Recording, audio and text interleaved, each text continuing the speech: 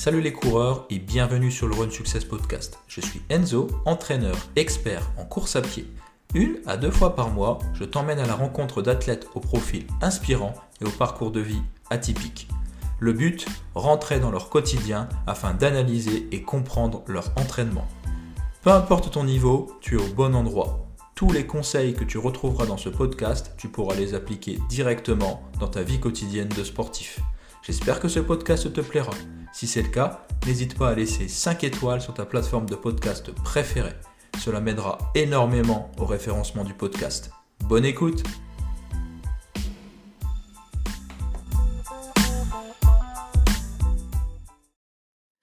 Bonjour à tous et bienvenue sur le premier épisode du Run Success Podcast.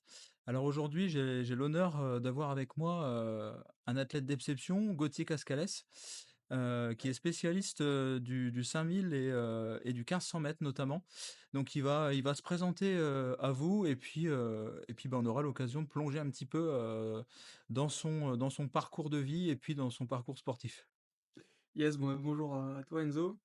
Donc, Gauthier Cascales, ravi de faire ce premier épisode avec toi Enzo. Athlète d'exception, je sais pas, mais bon, on aura l'occasion de défricher un peu tout ça. Donc ouais, donc je me présente rapidement, 26 ans, licencié à l'US Camoin Athlétisme depuis toujours. Et au niveau des records, donc ouais, t'as dit, ouais, ma spécialité, ça a longtemps été le 800 mètres, c'est un peu moins vrai aujourd'hui.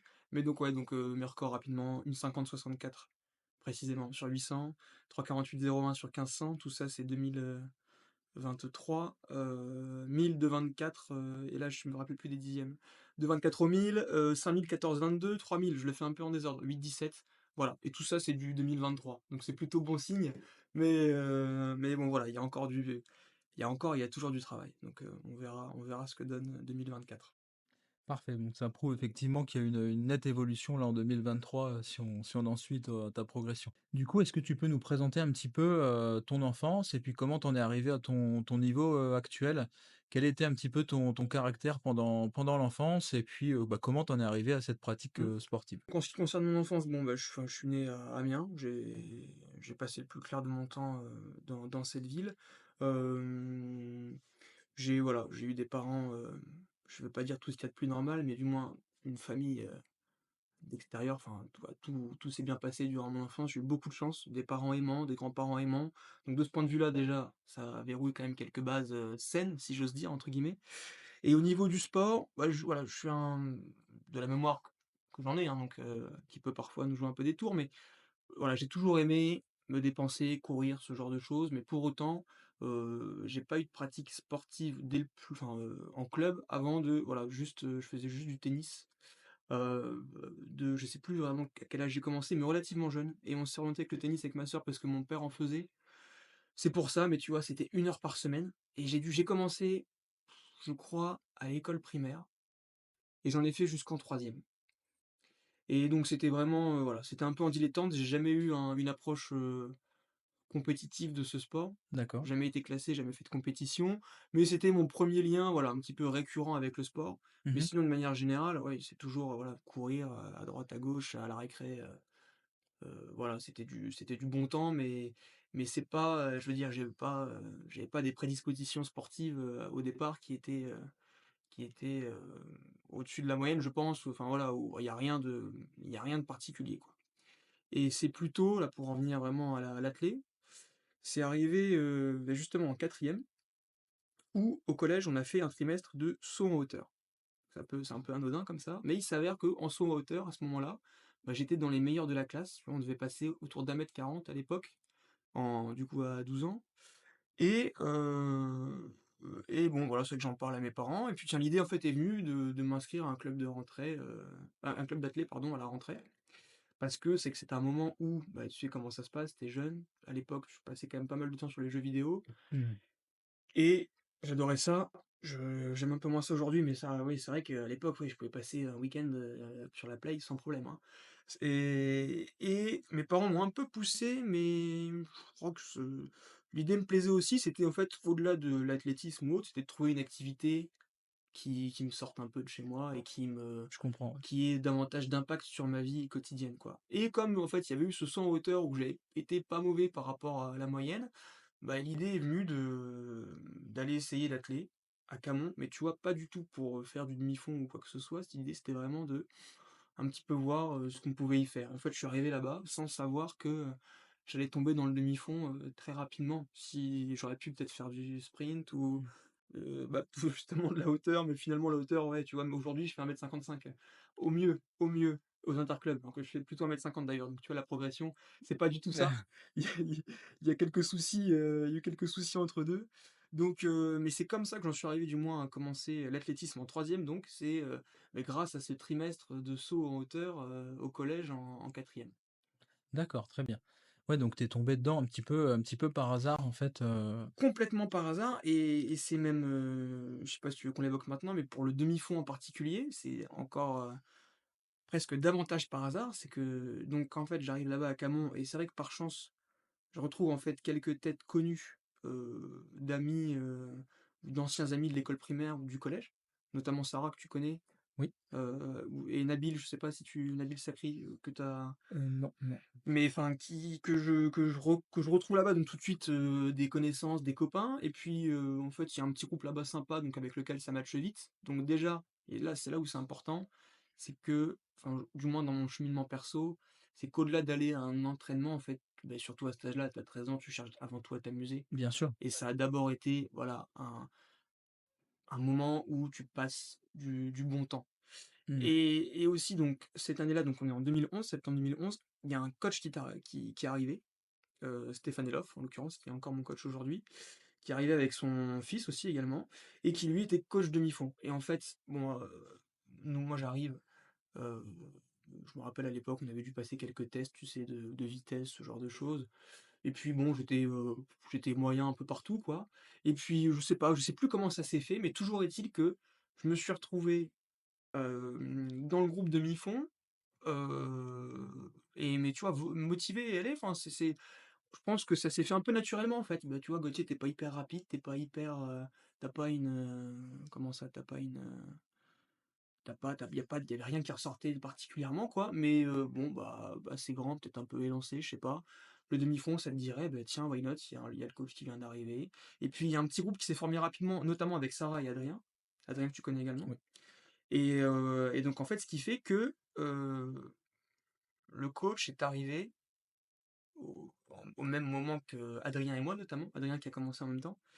Et qu'en fait, sans ça, tu vois, si Stéphane n'arrive pas cette année-là, et ben ça tombe, je commence jamais le demi-fond et tu serais pas en face de moi aujourd'hui, même si bien sûr j'ai pas une carrière extraordinaire, mais il y a eu ce concours de circonstances qui fait que il y a un coach avec lequel ça a quand même bien matché puisque c'est encore mon coach aujourd'hui, et un groupe au-delà de ça qui s'est formé à ce moment-là, parce que le groupe a aussi sa part, et on reviendra dessus, je pense, il a toute sa part dans l'entraînement et dans la vie, athlétique en fait au quotidien. Et il y a quelque chose qui s'est formé, il y a une synergie qui s'est créée à ce moment-là et qui a duré, bah, tu vois, là, ça fait 12 ans. Ça va être en septembre, ça fait 12 ans que je fais de l'athlé. Donc il y a un truc qui s'est passé. Et juste au niveau, voilà, pour terminer sur ce point-là, sur la pratique au départ en commençant, je pense que ça t'intéresse, c'était, si je me dis pas de bêtises, à l'époque, on faisait un entraînement le mardi, un entraînement le vendredi et un dernier le samedi. Sachant que le vendredi, c'était pas forcément avec Stéphane, c'était plutôt PPG, ce genre de choses avec d'autres coachs de Camon. Donc voilà, donc grosso modo, donc en troisième à 13 ans, si je dis pas de bêtises, j'ai commencé en minime 2, enfin minime 1, mais on passait minime 2 en fin d'année à cette époque-là. Donc à 3 entraînements semaine, donc 2 de course, quoi. Voilà, c'était ça grosso modo. D'accord.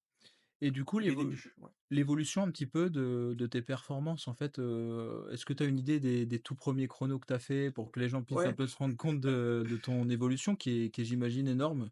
Mais justement, j'ai regardé sur la c'est bien parce qu'avec la fiche FFA, tu peux pas mentir à notre génération, parce que je pense que chez les anciens, c'est plus compliqué. Nous, tout est écrit, il y a pas de voilà, il y a pas de mytho, si j'ose dire. Et j'ai regardé et je m'en souviens de cette compète-là. Ma première compète, c'est un 3000 mètres que je fais en octobre, donc à peu près un mois après avoir commencé. Et c'est Stéphane qui avait fait mon lièvre, je me souviens, sur ce 3000. Et je fais, si je dis pas de bêtises, j'ai plus le chrono exact en tête, mais je fais 11 minutes 34. En grosso modo, du 2,50 au kill, du 3,50 pardon, du 3,50 au kill sur ce, non mais je dis sinon si c'est ça, 3,50 au kill. je OK. crois, grosso modo, sur ce premier. Donc voilà, 11:34, il y a un chrono, enfin sur 3000, tu sais de quoi on parle, enfin voilà, il y a rien de. Mais un mois de pratique, et puis un peu après sur un 1000 mètres, je crois que c'est aussi en octobre, 3:10,94, mon premier er 1000 m. 3:10,94. Donc voilà, rien de fou non plus pour un minime. Il y a des minimes qui font 2:40, hein, pour voilà, pour poser un peu le truc. Alors après, entraîner et cetera. Mais voilà, par rapport et le record minime, record de France minime, c'est 2:30. Enfin d'ailleurs, il a été battu, ou c'est peut-être un peu mieux maintenant, il a été battu cette année. Mais c'était Florent Carvalho en 2:30. Donc voilà, je commence à 40 secondes du record de France minime, en tant que débutant certes, hein, mais pour poser un peu le truc, donc le niveau, Bien sûr. pas du tout un truc de ouf, hein, voilà. C'est justement ce que je trouve très, très intéressant, c'est, Mmh. comme quoi le talent c'est bien, mais le travail a aussi sa place, dans la Ouais, performance. carrément. Et tu vois, je suis très content de l'apprendre que, tu avais pas forcément de prédisposition particulière, Je contrairement à pense ce que je pas. pensais, je t'avoue. Ouais, ouais, Je ouais. pensais que tu avais quand même une bonne base. Bon là, d'un côté, c'était le tout début, tu vois? Là, c'est ce que j'ai fait après, à la limite, un mois d'entraînement, tu vois? Oui, oui, Ou oui, même à l'époque, c'était même pas vraiment de l'entraînement. Mais je pense que des gamins qui peuvent faire ça, bien sûr, il y en a si on devait beaucoup. tester les gamins, je pense qu'il y en a pas mal qui pourraient faire Bien sûr, mieux même, bien sans sûr, entraînement, parce qu'à cet âge-là, en plus, c'est vrai que c'est un peu particulier quand tu es jeune.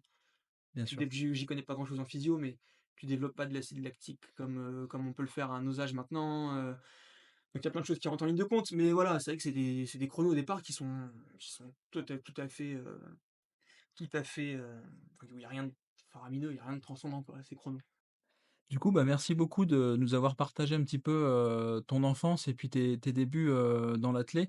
C'était très intéressant, ce que je retiendrai de ça, bah, c'est vraiment cette notion de progressivité et surtout cette notion de plaisir, d'aller s'entraîner, lorsqu'on est jeune et puis d'avoir un groupe d'entraînement, je pense que c'est hyper important Mmh et mh. puis comme quoi, bah, ça prouve aussi qu'il n'est pas forcément nécessaire d'en faire des tonnes tout de suite. Le but, c'est vraiment de durer dans le temps. Donc c'est ce que je retiendrai un petit peu de ton parcours. Ce qui m'intéresserait maintenant, c'est de savoir un petit peu, bah, justement comment ça a évolué et puis, comment aussi tu as gardé cette flamme et cette passion pour l'athlé? Et puis quand est-ce qu'est arrivé un petit peu, ton envie de devenir de plus en plus compétitif? En fait, je sais pas si tu te souviens un petit peu lorsque s'est fait quand est-ce que s'est fait la bascule, vers le côté vraiment compétitif, Est-ce que c'est venu naturellement Ouais, ou est-ce que ça a été déclenché par certains facteurs peut-être? ouais. Ah, c'est vrai que là, c'est intéressant, c'est vrai que ça me replonge vraiment là, quasiment, 10 ans en arrière, donc c'est aussi drôle cet exercice. Mais ouais, c'est vrai que je me souviens, en fait, la bascule vers le côté compétitif, elle s'est un peu faite parce que, mes camarades j'ai 2 camarades qui tournaient bien, surtout, qui sont Sarah et Adrien. Qui rapidement en fait, Sarah elle faisait de la tête depuis plus longtemps que nous, et donc on est arrivé dans le groupe de Mifo en même temps parce que Stéphane le créait. Mais ouais, en termes de performance, même dès qu'on commence, c'est elle qui avait les meilleurs résultats, donc ce qui fait qu'assez rapidement, je me souviens plus des dates, mais elle se qualifie, tu vois, pour des championnats de France en cadet, assez rapidement, et Adrien, une année après elle, je crois, et Adrien va faire finaliste, donc en KD2, Adrien, donc lui, il a un an de moins que moi, donc ça fait en fait Adrien 2 ans après, 3 ans après ses débuts, ou enfin assez rapidement du moins, les dates je vais pas le dire parce que je vais dire n'importe quoi. En fait, il fait finaliste aux France, sur 1500 mètres. D'accord, donc ça t'a donné Donc envie aussi en voyant tout ça, mais en fait, forcément. c'est ça, c'est que tu vois, au début, les bilans, enfin pas les chronos, mais du moins les bilans, les championnats de France, les qualifications, tout ça, ça nous parlait pas du tout. Et en fait, c'est quand tu commençais ça, à avoir des camarades pour qui, ça devient une réalité, tu te dis: «Ouais, putain, c'est vrai que c'est sympa», et puis tu te dis: «Bah, ouais, pourquoi pas?» Enfin, moi, j'en suis où, en fait, finalement, hem donc enfin, l'idée, en fait, vraiment de viser la perf, elle vient, bah, oui, quand tu vois les chronos s'améliorer, et puis tu te dis: «Bon, bah, c'est bien, qu'est-ce qu'il faut pour, enfin, qu'est-ce qu'il faut pour faire mieux, ou qu'est-ce qu'il faut, voilà, tiens, les régionaux, c'est quoi les minima?» Ben OK, bon, en fait, ça, c'était assez, c'est pas compliqué, c'était pas compliqué, mais donc après, oui, qu'est-ce qu'il faut, quel est le «palier» entre guillemets pour aller plus haut, quoi? Donc ça pareil, en fait, ce qui est bien, c'est que ça s'est fait, de la même manière, Naturellement, du coup, naturellement et que surtout, en fait, eh bien, moi, je me souviens, que cette pratique de l'athlé et beh, c'était quand j'étais, plus jeune. En fait, c'était ce qui me faisait, assez rapidement lever le matin, tu vois? C'était pas d'aller en alors j'ai aucun problème avec le lycée, ou quoi que ce soit, hein, ça se passait, globalement bien. Mais en fait, ouais, ce qui me faisait en ce à quoi je pensais le lundi, bah, c'était potentiellement la compète, du dimanche ou, tu vois? Ou l'entraînement du soir et c'est ça vraiment qui me motivait, qui me donnait la flamme un petit peu comme tu dis, tu vois? Parce que c'est couplé, bah, comme on en a discuté à l'effet de groupe et puis, ouais, parce que c'était des échanges sympas, ça me bottait vraiment bien. Puis après en compétition, t'as toutes ces sensations que tu connais pas ailleurs qui se développent, l'adrénaline, ce genre de choses et c'est des trucs, des sensations vraiment auxquelles tu commences à bah, voilà, que tu commences à rechercher un petit peu et puis donc tout ça a été un peu lié et puis surtout, bah, c'est que, je sais pas, ça nous a tous paru naturel, là je parle, bah, du groupe qui était, le nôtre à l'époque, bah, d'être très enfin voilà, ça nous a paru logique en fait d'être régulier à l'entraînement, de suivre, ce que les plans que le coach nous donnait. Donc à partir de ce moment-là, quand tu t'imposes, une une rigueur, rigueur, ouais. mais oui, qui je te dis, c'était naturel, tu vois? C'est un peu bête, mais je me serais qu'il pleuve, qu'il vente, on ratait pas l'entraînement, tu vois? Qu'il fasse beau, qu'il fasse mauvais, on y allait et puis on était tous pareils mais je pense que c'est justement parce qu'on était, sur la même longueur d'onde que ça a aussi fonctionné, quoi.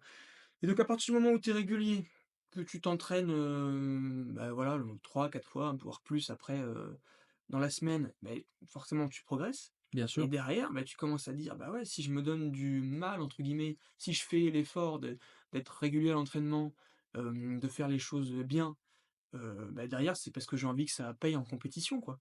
Parce qu'il faut pas non plus oublier qu'après, bah, on va au stade, bon c'est sympa, on rigole, on s'amuse, mais les séances on se donnait, on en chiait si j'ose dire, si je peux me permettre l'expression. Voilà, j'ai quand même des souvenirs.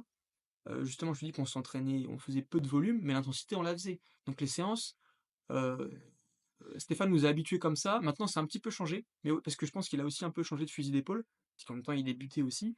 On s'entraînait dur, tu vois? Je pense j'ai plus les exemples en tête, mais en termes de voilà, on allait chercher, on faisait peu de séances, mais les séances qu'on faisait, c'était du l'intensité, c'était du 8 sur 10, à chaque fois, tu vois? D'accord, On n'était pas voilà, il y avait pas non plus on n'était pas là pour s'amuser non plus, enfin, pas que ça, quoi. Quand on sur d'accord, la séance, c'était sérieux. Voilà, on mettait on mettait l'intensité. Donc ouais, c'est venu assez, naturellement et puis après, tu sais comment ça se passe, tu deviens un peu, bah, tu as les compétitions et puis, ouais, tu te dis: «Bah, là, j'ai fini 20e, la prochaine fois, qu'est-ce qu'il faut pour que j'aille finir, top 10?» Et bah, voilà, bah, c'est s'entraîner, enfin, être régulier à l'entraînement ou du moins, peut-être en rajouter un l'année prochaine ou enfin, voilà, ce genre de choses et donc ouais, la compétition est venue naturellement, en fait, quand tu vois que tu as des résultats, pas qui sont pas mauvais, mais comme justement, comme on en parlait au début, bah, en minime, typiquement la première année au championnat régional, je finis, ben, voilà, je suis pas devant, quoi. Il y a des mecs qui vont bien plus vite, notamment, tu vois, 1re année de minime, pour prendre un exemple. Là, peut-être que je vais faire trop long, mais je fais 2,54 donc enfin, ma première année de pratique, mais j'étais minime 2. Devant, ça se gagne en 2,40, Yannis Fergan, 2 minutes 40 et là, tu te dis d'accord, tu vois? Et là, déjà, tu comprends, en fait. Tu comprends que, OK, bah, moi, je fais 2,54.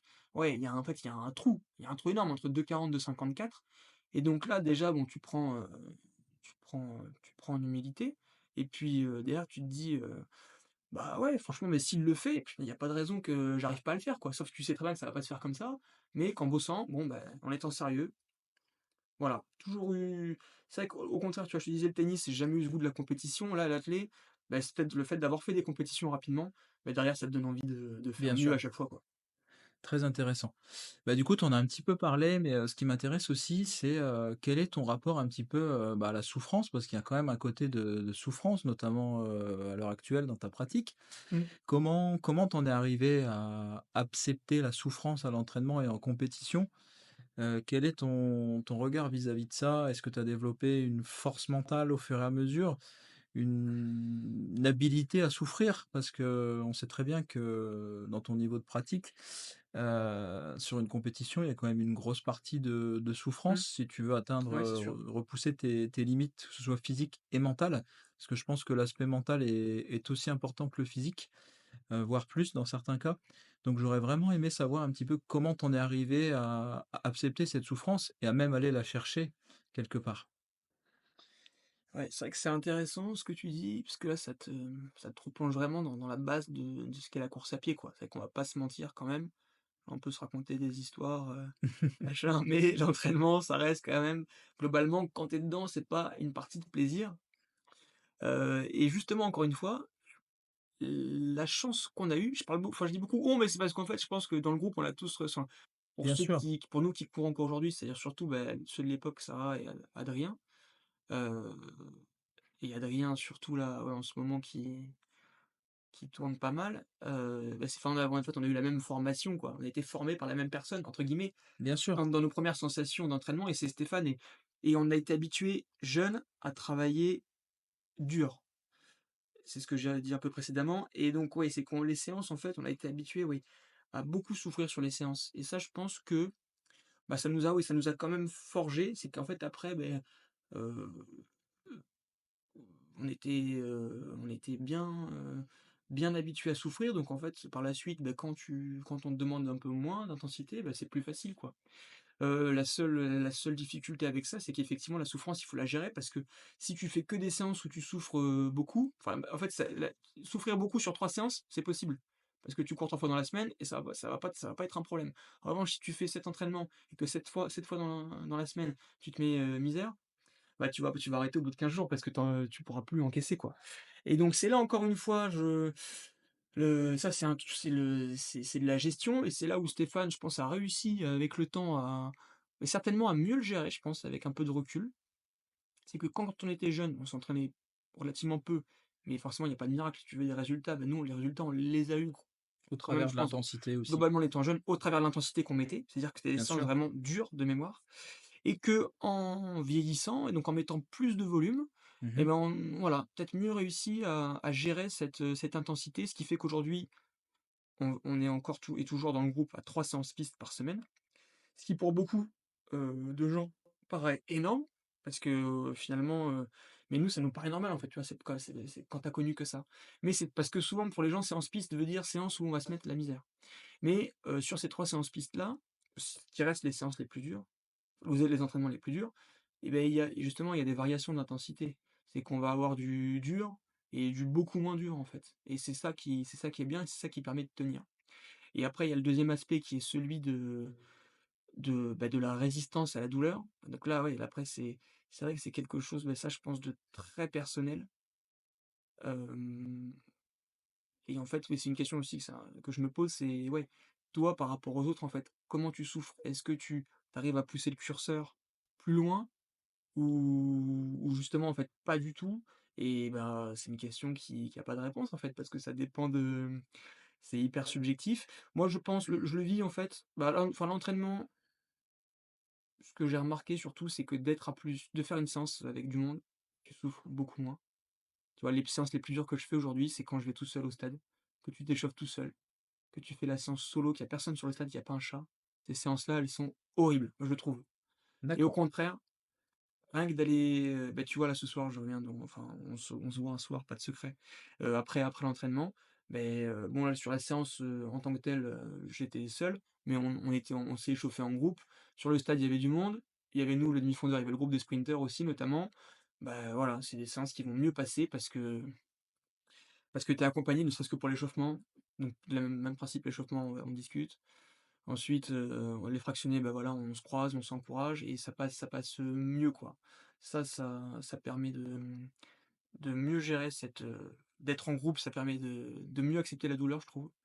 Et après, il reste l'aspect en compétition, heu, Où tu es seul face à toi-même, du coup, en c'est ça. compétition, Où là, en fait et là, ce que j'ai voilà, pour la gestion de la douleur, ce que je remarque perso, c'est qu'en fait, bah, enfin moi, assez constant, globalement, il y a pas de j'ai rarement des trous en compétition, ça peut arriver, mais c'est qu'en fait, parfois, ouais, tu vas avoir ce petit supplément d'âme, parfois, qui va être je sens, en fait, parfois, moi, ça se met en route ou ça se met pas en route. Parfois, je sais pas, ça va être dans les 100 derniers enfin, ouais, ou ça va dépendre ça dépend de la distance aussi, en fait. Évidemment, ouais. Ça dépend de la distance. Mais tu vois, typiquement, le un 5 kilomètres que j'ai fait à Lille là, il y a c'était en novembre, je crois. Je fais 14,39, donc loin de enfin assez loin, 20 secondes de mon record à l'arrivée, même plus. Et puis donc j'ai un creux à peu près au niveau du quatrième et puis, à la fin, je sais pas pourquoi, j'arrive à relancer, je finis comme une balle. Enfin si, je sais pourquoi. C'est parce qu'il y a les premières nanas, les Kényanes là, qui en fait qui me remontent et je me dis: «Bah, bon, c'est pas de la misogynie, attention». Mais je me dis: «Non, c'est mort, je me fais pas doubler, quoi», et en fait, je finis plus vite et je rattrape quasiment le gars devant moi alors qu'il y avait un trou assez important. Tu vois? Pour un petit déclic, tout bête, alors qu'au final, bah, ça faisait, 800 mètres que j'étais à la peine et que j'étais en perdition, quasiment, totale, tu vois? Et qu'à l'arrivée, bah, tu arrives à te refaire mal, alors que tu étais à la peine, Mmh. de quelques minutes auparavant. Donc voilà, sur ça, il y a un côté qui est hyper psychologique, Bien sûr, ouais. qui est pas facile à gérer, mais qui en fait, là, je pense après on est plus dans la «disponibilité» entre guillemets, si j'ose dire. La douleur, Jimmy Gracie en avait parlé, je sais pas si tu as vu après les championnats du monde à Eugène. Je pense en fait, si tu fais beaucoup si tu es souvent dans le dur à l'entraînement, je pense qu'à l'arrivée, tu peux avoir des difficultés à te mettre dedans en compétition. Et qu'au contraire, si tu arrives relativement frais, il y a un peu cette idée potentiellement, c'est pas forcément vrai, mais si tu arrives un peu plus frais, ou et puis motivé sur ta compétition, tu auras peut-être, une proportion, De plus disponibilité. importante, à te faire mal, quoi. Il y a aussi ça qui C'est rentre en ligne de compte, mais il y a aussi l'importance de la compétition, il y a plein d'éléments qui font que mais voilà, pour conclure, pour finir, parce que je suis long, grosso modo, non. Je pense que j'arrive sauf sur 1500, ouais, un peu plus je sais pas pourquoi, peut-être que c'est parce que je trouve ça plus dur, mais sinon, ouais, j'ai assez constant dans l'effort et pas de gros soucis à me faire mal, d'accord. globalement. Je pense. En compétition du moins. À l'entraînement, c'est plutôt que la douleur va être en fait plus ou moins importante selon les conditions dans lesquelles tu Bien pratiques, sûr. je trouve. Très intéressant. Bah, je vais rebondir un petit peu Mmh. sur tout ce que sur tout ce que tu disais. Alors c'est assez intéressant parce que, bah, il y a certains états d'esprit que tu peux avoir qui diffèrent un petit peu de mon approche, personnelle, on Ouais. va dire, mais je pense savoir pourquoi. Notamment au niveau du groupe d'entraînement. Mmh. En fait, moi, le groupe Ah oui, ouais. d'entraînement a longtemps été plutôt un frein pour moi.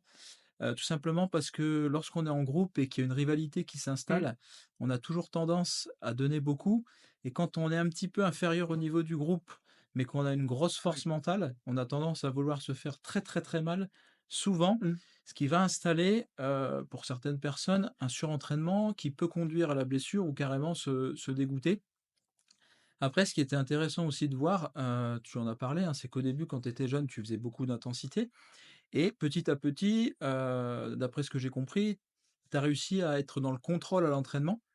Donc je sais que moi, pour ma part et avec mes athlètes, c'est vraiment quelque chose que je trouve fondamental, c'est d'accepter de rester, pour ma part, hein, 95 du temps en contrôle à l'entraînement. Alors quand je dis en contrôle, c'est pas les mains dans les poches, hein, Mmh. c'est pas finir, les mains sur les genoux avec le goût de sang dans la bouche. C'est vraiment garder, comme tu le disais, hein, ce niveau de disponibilité pour être capable de tout donner, en compétition. Donc les séances où on est vraiment, dans le dur, dans le rouge vif, pour moi, hein, ça reste, personnel, doivent être assez rares, notamment si on n'a pas une capacité d'encaissement illimitée et Mmh. qu'on reste, relativement fragile.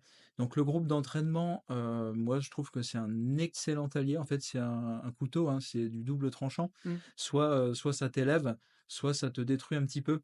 Donc je trouve que tu as beaucoup de chance d'avoir des partenaires d'entraînement, intelligents, de vous connaître, de vous faire confiance et de pas, vous tirer la bourre en permanence, quitte à se dégoûter aussi, derrière, quoi. Mais c'est vrai que là, si je vais rebondir aussi, c'est aussi décidément, mais oui, c'est quand même aussi grâce à Stéphane, en fait, qui nous a habitués. On a toujours eu, des séances avec des chronos à respecter à la seconde, tu vois? Et ce qui fait qu'en Voilà, fait, assez rapidement, alors ça nous plaisait pas toujours, mais forcément avec le temps, il y a des différences de niveau qui se créent et finalement, si elle est trop importante et beh, tu finis par courir tout seul. Mais En revanche, tu as ton chrono à respecter à la seconde. Ce qui évite ce que tu dis, ce qui peut arriver, on y est tous soumis, effectivement, c'est la petite guéguerre, enfin, pas la guéguerre, mais à l'entraînement, tu pourrais avec les copains, on a tous envie de faire un peu la course. Bien sûr, Parce que voilà, et c'est ce qu'il faut éviter le plus souvent. Alors, si tu peux le faire une fois, ça posera pas de problème. Mais c'est exactement. sûr que ça, c'est courir à sa perte de faire ça à chaque fois. Et là, ce côté d'avoir des chronos respectés à la seconde, ça t'évite de faire ce genre d'erreur.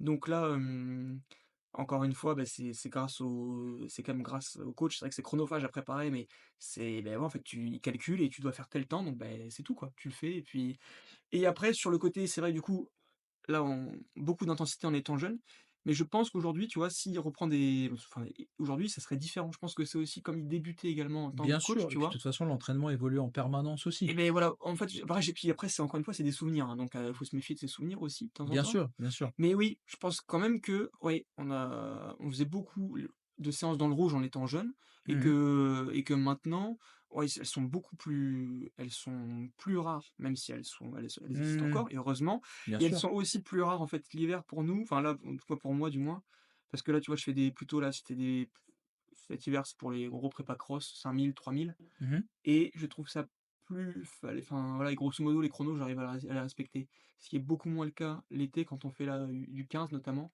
où là, les séances pistes, bah, ça va être davantage de SP15 quand on est au cœur de l'entraînement et là, c'est des séances où j'ai plus de, mal ou du moins pour aller chercher les chronos, bah, voilà, ça va être plus compliqué donc les séances l'été, j'ai envie de dire, sont un peu plus dures.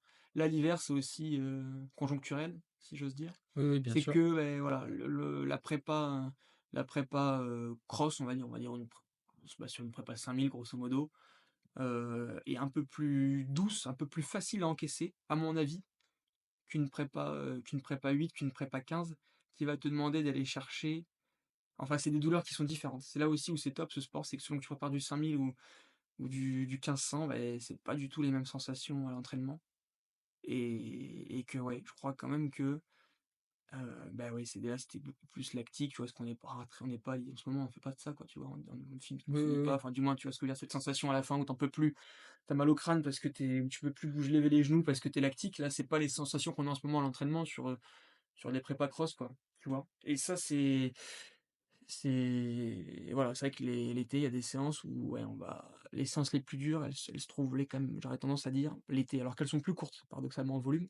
Mais ouais, tu travailles totalement autre chose et ça aussi, bah, c'est différent, mais c'est aussi intéressant parce que justement, il y a pas de ça casse un petit peu la routine aussi, quoi. Bien sûr, bien sûr. Oui, donc tu as quand même une certaine périodisation, dans l'entraînement entre, du coup, des blocs un peu plus d'aérobie comme le 5000 mètres et puis tu as du travail beaucoup plus, on va dire, d'intensité, brute, hein, ou travail lactique sur 1500 mètres. Tu as vraiment, du travail quand même en périodisation, vis-à-vis des compétitions que tu prépares, évidemment. Ouais, c'est ça, bah, globalement, enfin 2 périodes. Après, ça, c'est le coach organisé comme ça, avec enfin l'hiver, été, quoi. Mmh. Mais tu vois, si j'avais voulu faire du 1500 cet hiver, par exemple, Bien sûr, il y a pas forcément de règles. Adrien prépare du 8 cet hiver, donc là, oui, il est plus sur il fait beaucoup de vitesse, il fait des distances il bosse des distances courtes et en allant plus vite. Mais voilà, le coach sépare comme ça, puis c'est vrai que c'est intéressant et puis moi perso, c'est vrai que j'aime bien, je voulais avoir pas mal c'est vrai qu'au bout de, mine de rien, 12 ans, il peut y avoir de la lassitude aussi au bout d'un moment, donc préparer une distance, l'hiver en complément de celle de l'été, parce que l'objectif c'est quand même souvent l'été, quand même davantage que l'hiver. Bah, c'est bien parce que ça permet de pas faire la même chose tout au long de l'année, quoi et C'est ça. d'arriver tournant, fin février, début mars, de changer un peu le fusil d'épaule et là de passer sur des types de séances qui sont totalement, différents, quoi. Mmh, très intéressant. Puis je pense que ça permet aussi de travailler des qualités différentes. Aussi, ouais, c'est clair. Voilà. Est-ce que tu veux que je te donne une semaine, type un petit peu? Ouais, bah, écoute, ça pourrait vraiment intéresser, nos auditeurs de savoir un petit peu, ce que tu fais, au quotidien. Ouais. Voilà, connaître un petit peu la répartition, volume, intensité, Ben, en sur l'occurrence, ouais, je t'ai pris un exemple récent, c'est ce que j'ai fait la semaine dernière. super. Donc, entre le 25 et le 31. Donc ça il y a un petit peu de changement parce que le 25 étant férié, 25 ça a été donc 2 footings. Mmh. Un footing le matin, 10 bornes, 10 kilomètres facile. Un autre footing l'après-midi, 6 bornes avec du renfort derrière. Ça, c'était le lundi. Le mardi, séance du coup au stade, 2 fois 1000 plus 5 fois 600, allure, 2,48. Là, c'est un petit peu particulier, on avait 2 séances collées cette semaine. Donc le mercredi, de nouveau séance. le soir, mais avant ça, donc j'ai couru 8 kilomètres, faut pas que je l'oublie, 8 kilomètres le matin, cool. Le soir, séance, donc 3 fois 2000 en 6-16. Donc ça, tu vois, typiquement, par rapport à la séance de la veille, c'était plus facile ce 3 fois 2000 en 6-16. Même si c'était un rythme un peu plus lent, en plus maintenant que j'ai les chaussures, je cours en streak fly, attention. Pas de carbone dedans, mais bon, tu sens la différence. Bah voilà, déjà, tu as une différence d'intensité. C'était pas aussi dur que la veille, même si les conditions étaient pas faciles de mémoire. Le jeudi, 9 km le matin et 8 km l'après-midi, cool. Les deux à 5,00 globalement. Le vendredi, de nouveau une séance, c'était 800 2 fois 1000 et 800 à l'heure de 45. Et pour finir le week-end, le samedi, un footing de 13 km à 4,36. Et le dimanche, un footing de 16 km, un peu plus rapide le matin, le plus rapide de la semaine à 4,17. Et pour finir le soir, 8 km à 5,00. Donc ça, c'est un peu plus qu'une semaine type parce que je fais 115 à l'arrivée. Et ça, 115, sur les 12 dernières semaines, je l'ai pas fait beaucoup de fois. J'ai dû le faire autour des 2 ou 3 fois seulement. Donc voilà, là, c'était les vacances, donc j'en ai profité pour faire un peu plus aussi. Parce qu'après, je suis pas sûr d'avoir non plus autant de temps. Donc voilà, une semaine un peu plus volumineuse, mais grosso modo, les autres semaines, ça ferait ça avec un footing en moins, quoi, tu vois, pour arriver autour des 100, D'accord. 105 bornes. Bon, super, très intéressant. Du coup, j'ai quelques questions à te poser, Mhm. notamment sur tes footings. Est-ce que tu as une idée, des zones dans lesquelles tu te situes? Est-ce que tu travailles plutôt à la fréquence cardiaque, plutôt au ressenti, plutôt, à l'allure? Pareil sur tes séances, hein, c'est vrai que je t'ai pas posé la question. Est-ce que tu as des datas assez précises, en fait, sur tes entraînements? Ou tu es plutôt, au feeling, ou comme tu l'as dit, hein, est-ce que tu suis vraiment les chronos de ton coach et que c'est lui qui prend les chronos?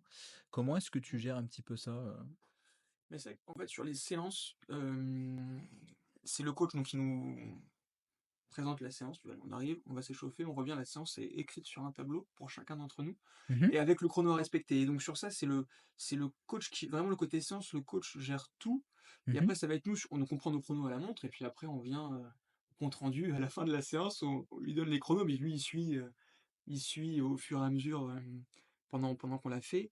Et là, c'est plutôt le moment où on redonne les chronos, c'est là, voilà, on va dire le ressenti. Déjà, si on a réussi à tenir le chrono, c'est déjà bon signe.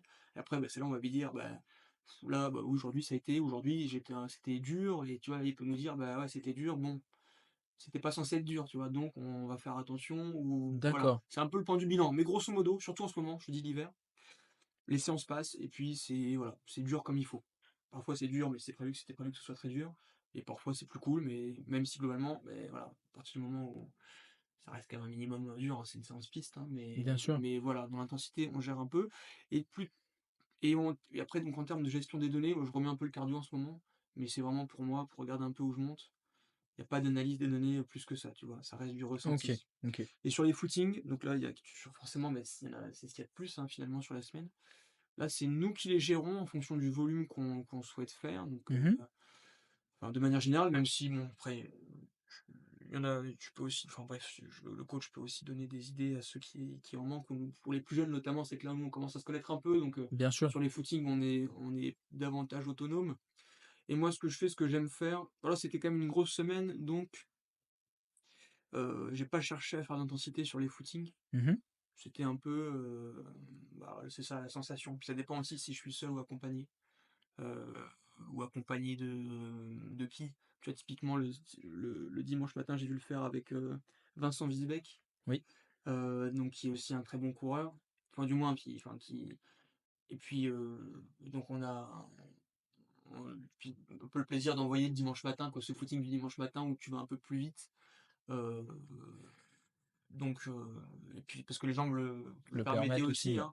Et puis j'ai pris plaisir le soir à 8 kilomètres, le même jour à courir avec Alix qui est une athlète du groupe et puis à courir beaucoup plus lentement, mais en fait aussi, enfin 5,00 en l'occurrence, mais parce que de toute façon franchement ça aurait été bête de courir plus vite et puis j'en étais pas capable parce que, bah, tu couru, t'as fait tes 17 bornes le matin et que le soir t'as aussi envie de courir plus cool et puis quoi, que en ayant fait ça le le matin, c'était pas logique de chercher, enfin, à bien courir, sûr. de se Ouais, faire je mal comprends. le soir.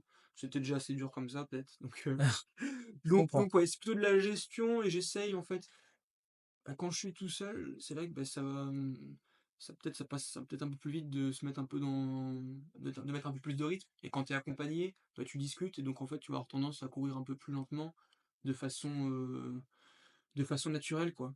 Mmh. Donc c'est ça. Mais de manière générale, ouais, on essaye de faire, attention ou j'essaye de faire attention.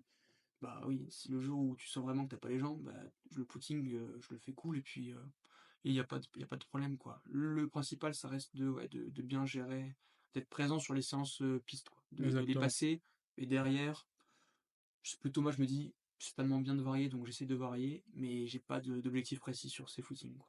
D'accord, très intéressant. Donc on voit que tu as quand même une gestion forcément, importante sur les Mmh. footings. Je pense que bon, bah, pour les débutants qui nous écoutent aujourd'hui, c'est quand même la base d'être en mesure de se gérer sur les footings. Et donc là, comme le disait Gauthier, il est fait en groupe, donc ils discutent et comme je le dis souvent dans mon contenu, le meilleur, moyen de savoir si vous êtes vraiment en endurance fondamentale, c'est que vous êtes en mesure de discuter, bah, comme on est en train de le faire ici, c'est-à-dire sans presque aucune notion d'essoufflement.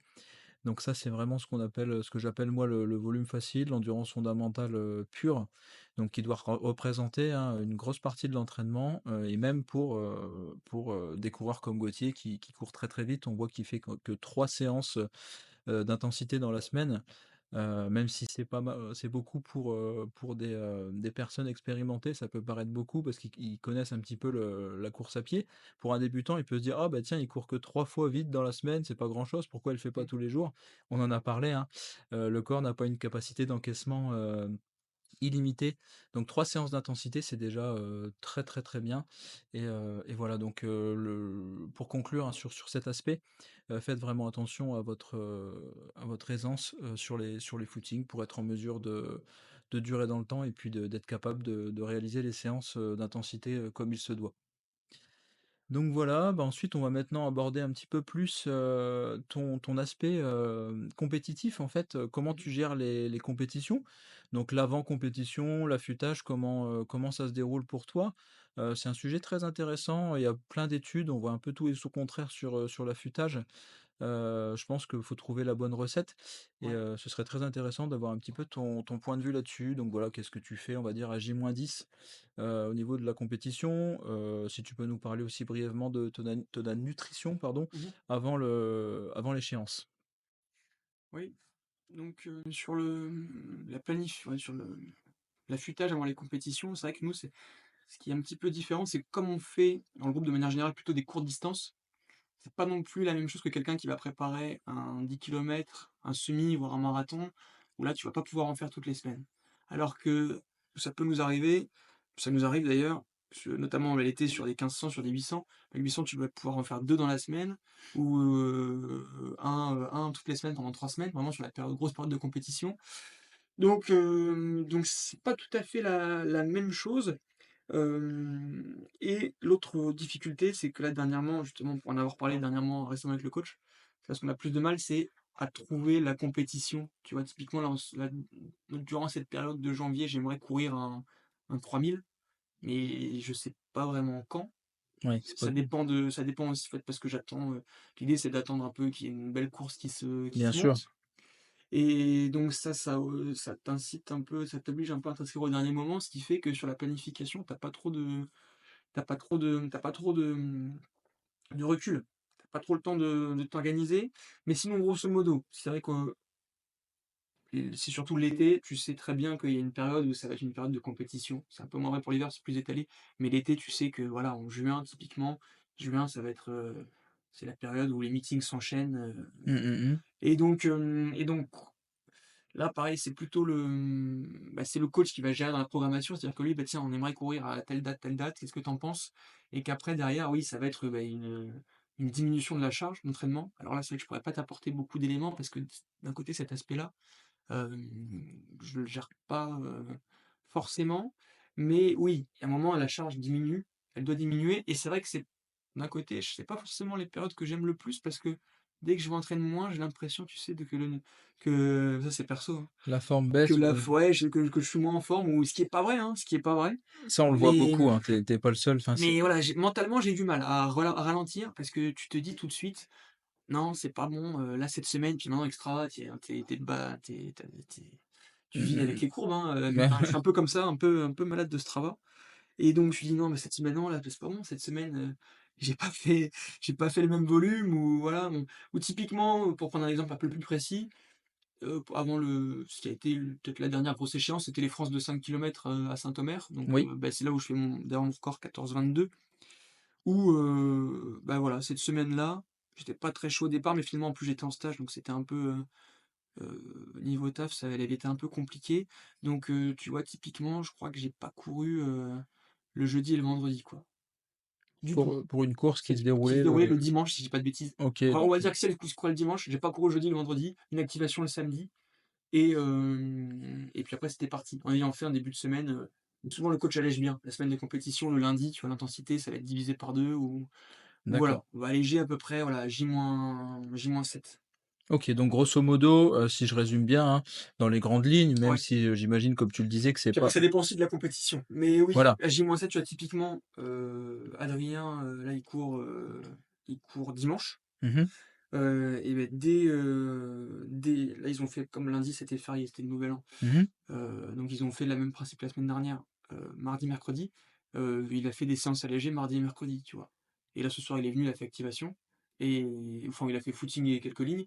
Demain, je sais pas s'il va courir ou non, mais voilà, tu vois, pour une compétition dimanche à 800 mètres, là, dans la stratégie là de Stéphane, mardi, mercredi déjà, c'était, plus doux.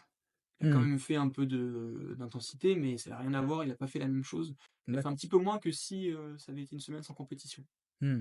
Donc à peu près, dans les grandes lignes, 50 de volume en moins, Peut-être pas sur forcément la semaine? 50 de volume, mais sur intensité, ouais, moins d'intensité. OK, d'accord. Moins d'intensité du moins. Pas for Après le volume, un petit peu moins forcément parce que tu vas peut-être savoir tirer quelques séries et après la question, ça c'est une question que je me pose, j'ai pas la réponse parce que non plus j'ai pas les connaissances en physio, mais tu vois typiquement je te disais là avant Saint-Omer, il y a 2 jours où je cours pas. Et beh, qu'est-ce qui est plus intéressant? Est-ce que c'est plus intéressant de pas courir ou est-ce que c'est mieux d'aller faire un footing cool à 5,00? Tu vois? Qui va pas fatiguer physiologiquement, qui va pas me fatiguer, est-ce que, c'est intéressant d'aller le faire ou est-ce qu'il vaudrait mieux un repos total? Tu vois? Ça, j'ai pas la réponse. Bah, alors moi, ce que je peux t'apporter Mmh. sur le sujet de ce que j'ai vu, en fait, la science dit que justement, ça va peut-être te surprendre, mais dans Mmh. l'affûtage, en fait, tu dois conserver l'intensité, mais réduire Mmh. le volume. Mais toujours avec une intensité qui, bien entendu, va diminuer, mais Oui, que tu dois impérativement, oui, il faudrait pas arrêter de faire du conserver, ouais, évidemment. C'est surtout le volume, global aussi qui va mmh, diminuer et c'est après, possible. on se Ouais, rend compte qu'il y a pas vraiment de science exacte. Par exemple, tu as des athlètes, ce qui réussit le plus, c'est de faire sa dernière grosse séance à J-5, mmh, de la compétition et ensuite de venir, vraiment, diminuer progressivement ton volume et ce qui marche très bien pour la plupart des athlètes, c'est effectivement de faire quand même une petite activation, la veille, assez ouais, cool avec quelques lignes droites, mais il y a vraiment, vraiment, vraiment pas de sens exact. Il y en a même qui prennent, bah, comme tu l'as fait, des jours off, ça fonctionne très bien. Moi, je sais que pour ma part, j'aime bien faire une petite activation avec un rappel d'allure. C'est hyper variable en fait, ouais, on voit même qu'à très, très haut niveau, ils ont tous un peu leur recette, donc faut trouver la sienne. c'est vrai. Ah ouais, ce qu'on fait, c'est activation la veille souvent, mais c'est vrai que, parfois tu as l'impression de la faire. Moi, je suis pas forcément fan des activations. Parce que tu penses déjà au lendemain, C'est ça, tu des donc sensations souvent un peu, biaisé, moyennes. ouais, ouais, ouais. Donc c'est toujours, ouais, ça dépend. Mais, ouais, l'activation, c'est une question. Mais ouais, du moins, voilà, après cette gestion-là, elle est pas facile, mais surtout, je dirais plutôt mentalement, tu vois? Parce qu'après, Ouais, ouais, ouais, plutôt mode me dire: «Tiens, je fais moins que d'habitude», en fait, ça m'embête de faire moins que d'habitude. Mais bon, il faut bien faire du jus à un moment parce que si tu tout le temps, exactement. au taquet, c'est pas bon, quoi. Non, mais je pense que ouais, il y a pas de recette miracle, Mmh. il faut voir, bah, la preuve, hein, là, tu as explosé ton record en ayant fait, 2 jours off, donc comme Mmh. quoi il y a pas Ouais, après, c'est il y les a chaussures aussi, hein, il y a pas que non, mais c'est ça vrai, en plus, je rigole. ça c'est un autre, Malheureusement, je rigole jaune sur les chaussures, mais ouais, c'est notre c'est un débat, autre là, ça serait débat. peut-être un autre podcast parce que sinon Mais effectivement. Bah, écoute, on va faire une petite pause et puis on rattaque tout de suite pour la suite. ouais. Donc nous revoilà du coup après une petite Mmh. pause, bien Yes, méritée. c'est clair. Donc on a vu un peu ton approche, au niveau des routines d'avant-course et de l'affûtage, hein. Donc comme tu l'expliquais, rien de bien déterminé, pour toi, ça change régulièrement en fonction Ouais, le de principe reste le ton même, mais c'est vrai avancement, que bon, quoi. comme je te disais, ouais, finalement, c'est pas moi qui gère, enfin, on laisse le coach gérer. après ça va plus être voilà, l'idée c'est de réduire le Mmh mh. la voilure quand même, mais mais c'est vrai que tout dépend après de la compétition aussi, si c'est du Exactement, court ou du long, quoi. très bien. Et du coup, j'avais une question à te poser, on va maintenant partir un petit peu, bah, sur ton passif au niveau des Ouais. des blessures et est-ce que tu as déjà rencontré un petit peu dans, bah, dans ta carrière le surentraînement?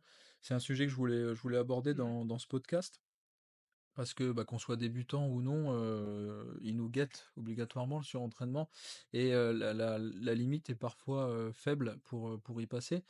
Donc, j'aimerais bien, bah, qu'on puisse éduquer un petit peu nos auditeurs là-dessus et puis avoir ton retour, d'expérience là-dessus. Parce que c'est vrai qu'une fois qu'on pousse le corps, dans ses retranchements, c'est parfois très difficile de revenir à un niveau physiologique normal, hein, parce que ça dégrade tout, même au niveau hormonal, on a des grosses dégradations, on a notre système immunitaire qui s'affaiblit, on récupère plus correctement, le sommeil est perturbé, enfin il y a beaucoup de voilà, et on pourrait en parler pendant des heures, Mmh. mais voilà, faut faire très attention à cet aspect-là. Donc c'était une question que j'avais à te poser. Est-ce que tu as déjà été victime de surentraînement? Et puis quel est ton rapport un petit peu à la blessure, au quotidien? Est-ce que tu as toujours une peur qui te guette, un peu une épée de Damoclès? Ouais, je vois. Ou au contraire, est-ce que tu as appris maintenant à gérer, tout ça? Alors, pour le surentraînement, non, j'ai jamais été en situation de surentraînement. Aussi parce que jusqu'il y a assez peu de temps, finalement, je courais pas tous les jours. Ça reste quand même, tu vois, le fait de courir tous les jours, ça doit faire, peut-être 2 ans, non même pas et puis, ouais, ça fait peu de temps que je cours tous les jours et puis, on en a pas parlé, mais par rapport aux études, j'ai eu 2 périodes là sur les années 2020-2021 où j'ai coupé, d 2 hivers consécutifs. Donc ça m'a aussi un peu prémuni, ça m'a peut-être aussi d'un côté, permis de recharger les batteries. Bien sûr. La seule différence là que je ressens pour le moment, c'est que je te dis, en ayant augmenté mon volume hebdomadaire depuis septembre sur cette nouvelle saison, en passant globalement de 70-80 bornes à une centaine de kilomètres par semaine, je ressens, je sens que je suis peut-être un peu plus fatigué au quotidien. D'accord. Voilà et c'est peut-être, voilà, déjà un premier signe où tu te dis: «Oui, effectivement, cette augmentation du volume, elle est pas, Anodine elle sur est le pas corps. anodine». Ce qui veut dire peut-être prêter davantage attention au sommeil, qui reste certainement le meilleur vecteur de récupération et à ses sensations. C'est-à-dire: «Attention, bah, là, je me sens pas trop bien, peut-être que» voilà, où tu vois, typiquement cette semaine, j'ai été malade. Bon, je suis rarement malade, là, il y a pas d'alerte, pas d'alarme. Mais voilà, c'est des choses à garder en tête. Je pense que oui, là, sur ce que je fais actuellement, courant tous les jours, même, en moyenne plus d'une fois par jour, ça doit me pousser à être un peu plus attentif à mes Vigilant sur, sensations, c'est sur tes ça. sensations. Mais de ce point de vue-là, donc je suis entraînement, non et puis, heu, ouais, non, après je te dis surtout parce qu'en fait, en gardant, ces moments de pause, tu vois, quand tu cours 5 fois par semaine, qui c'est déjà bien, mais ça fait déjà 2 jours complets de repos.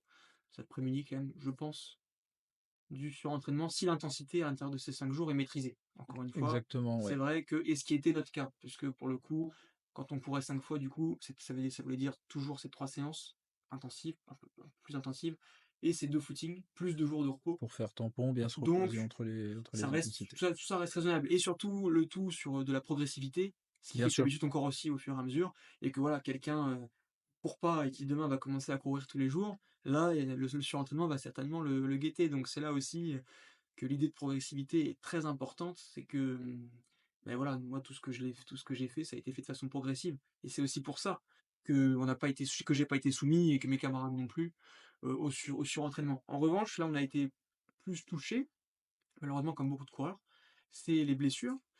Alors pour ma part, bon ça a été en commençant pas mal de fractures de fatigue, j'en ai fait 3 en tout, au tibia, mais ça en fait je pense que c'était le corps, hein, c'était en étant jeune. Pas un volume extraordinaire, mais tous les étés là pendant en commençant, fracture à la fin de la saison, fracture de fatigue. C'est arrivé une paire de fois et après, moi c'est plutôt, ouais c'était musculaire, j'ai une faiblesse aux ischios. Ça d'accord, c'est perso. Qui m'a pas mal embêté, surtout quand je faisais beaucoup de 800.